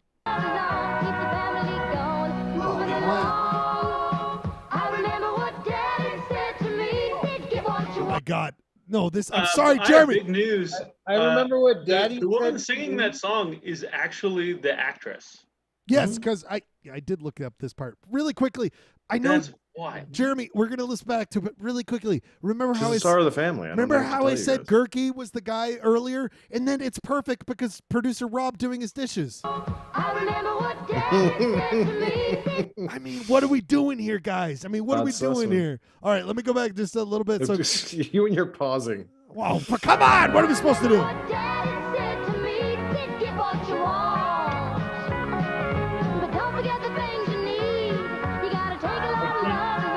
I think at this point, this was aired on this show longer than it aired on actual television. Well, that's not blowhard shit going in. Jeremy, do you need me to? I'm gonna keep playing. Keep playing. I remember what Daddy said to me. Said, get what you want, but don't forget the things you need. You gotta take a lot of love along. Keep the family going, move it along.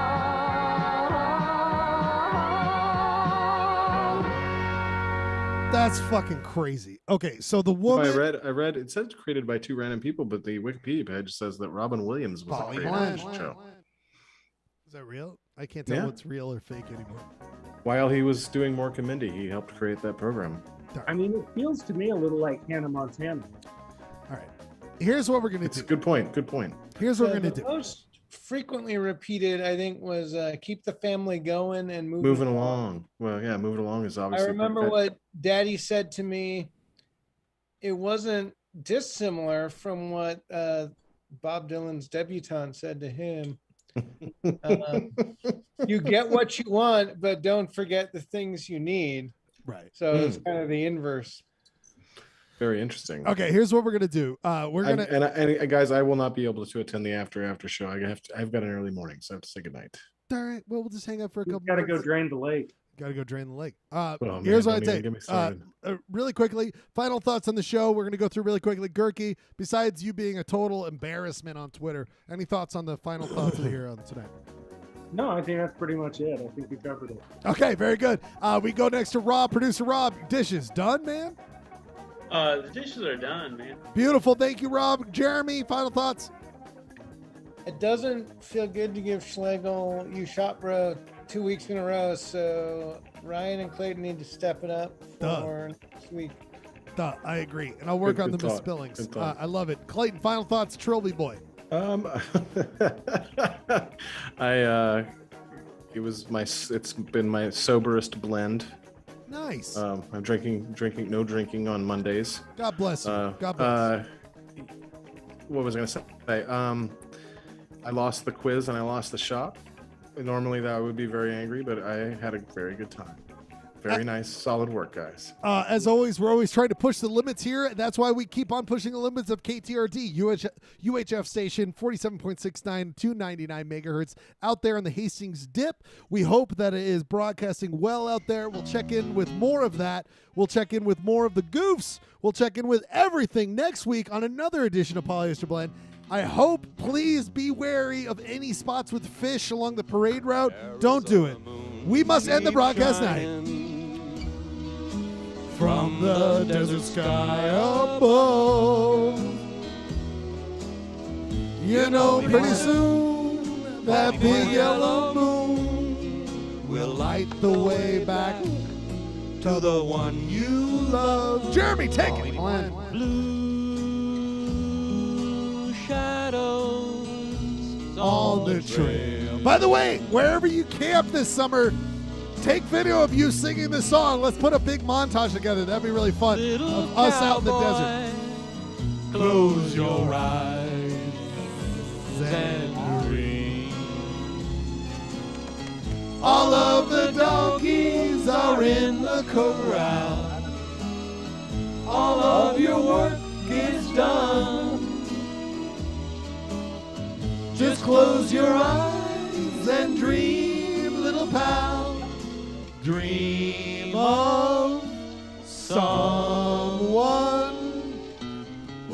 Dream of another show. Jeremy and Clayton are, well, Jeremy, next week, just come by. Forget whatever Clayton's going to do. Whoever wants to come by, do the show live. I had it all set up. We're hanging out afterwards. Look at the Zoom.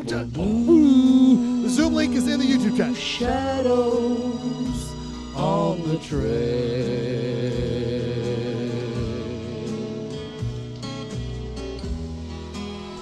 Soft wind blowing through the trees above. All the other little cowboys back in the bunkhouse now.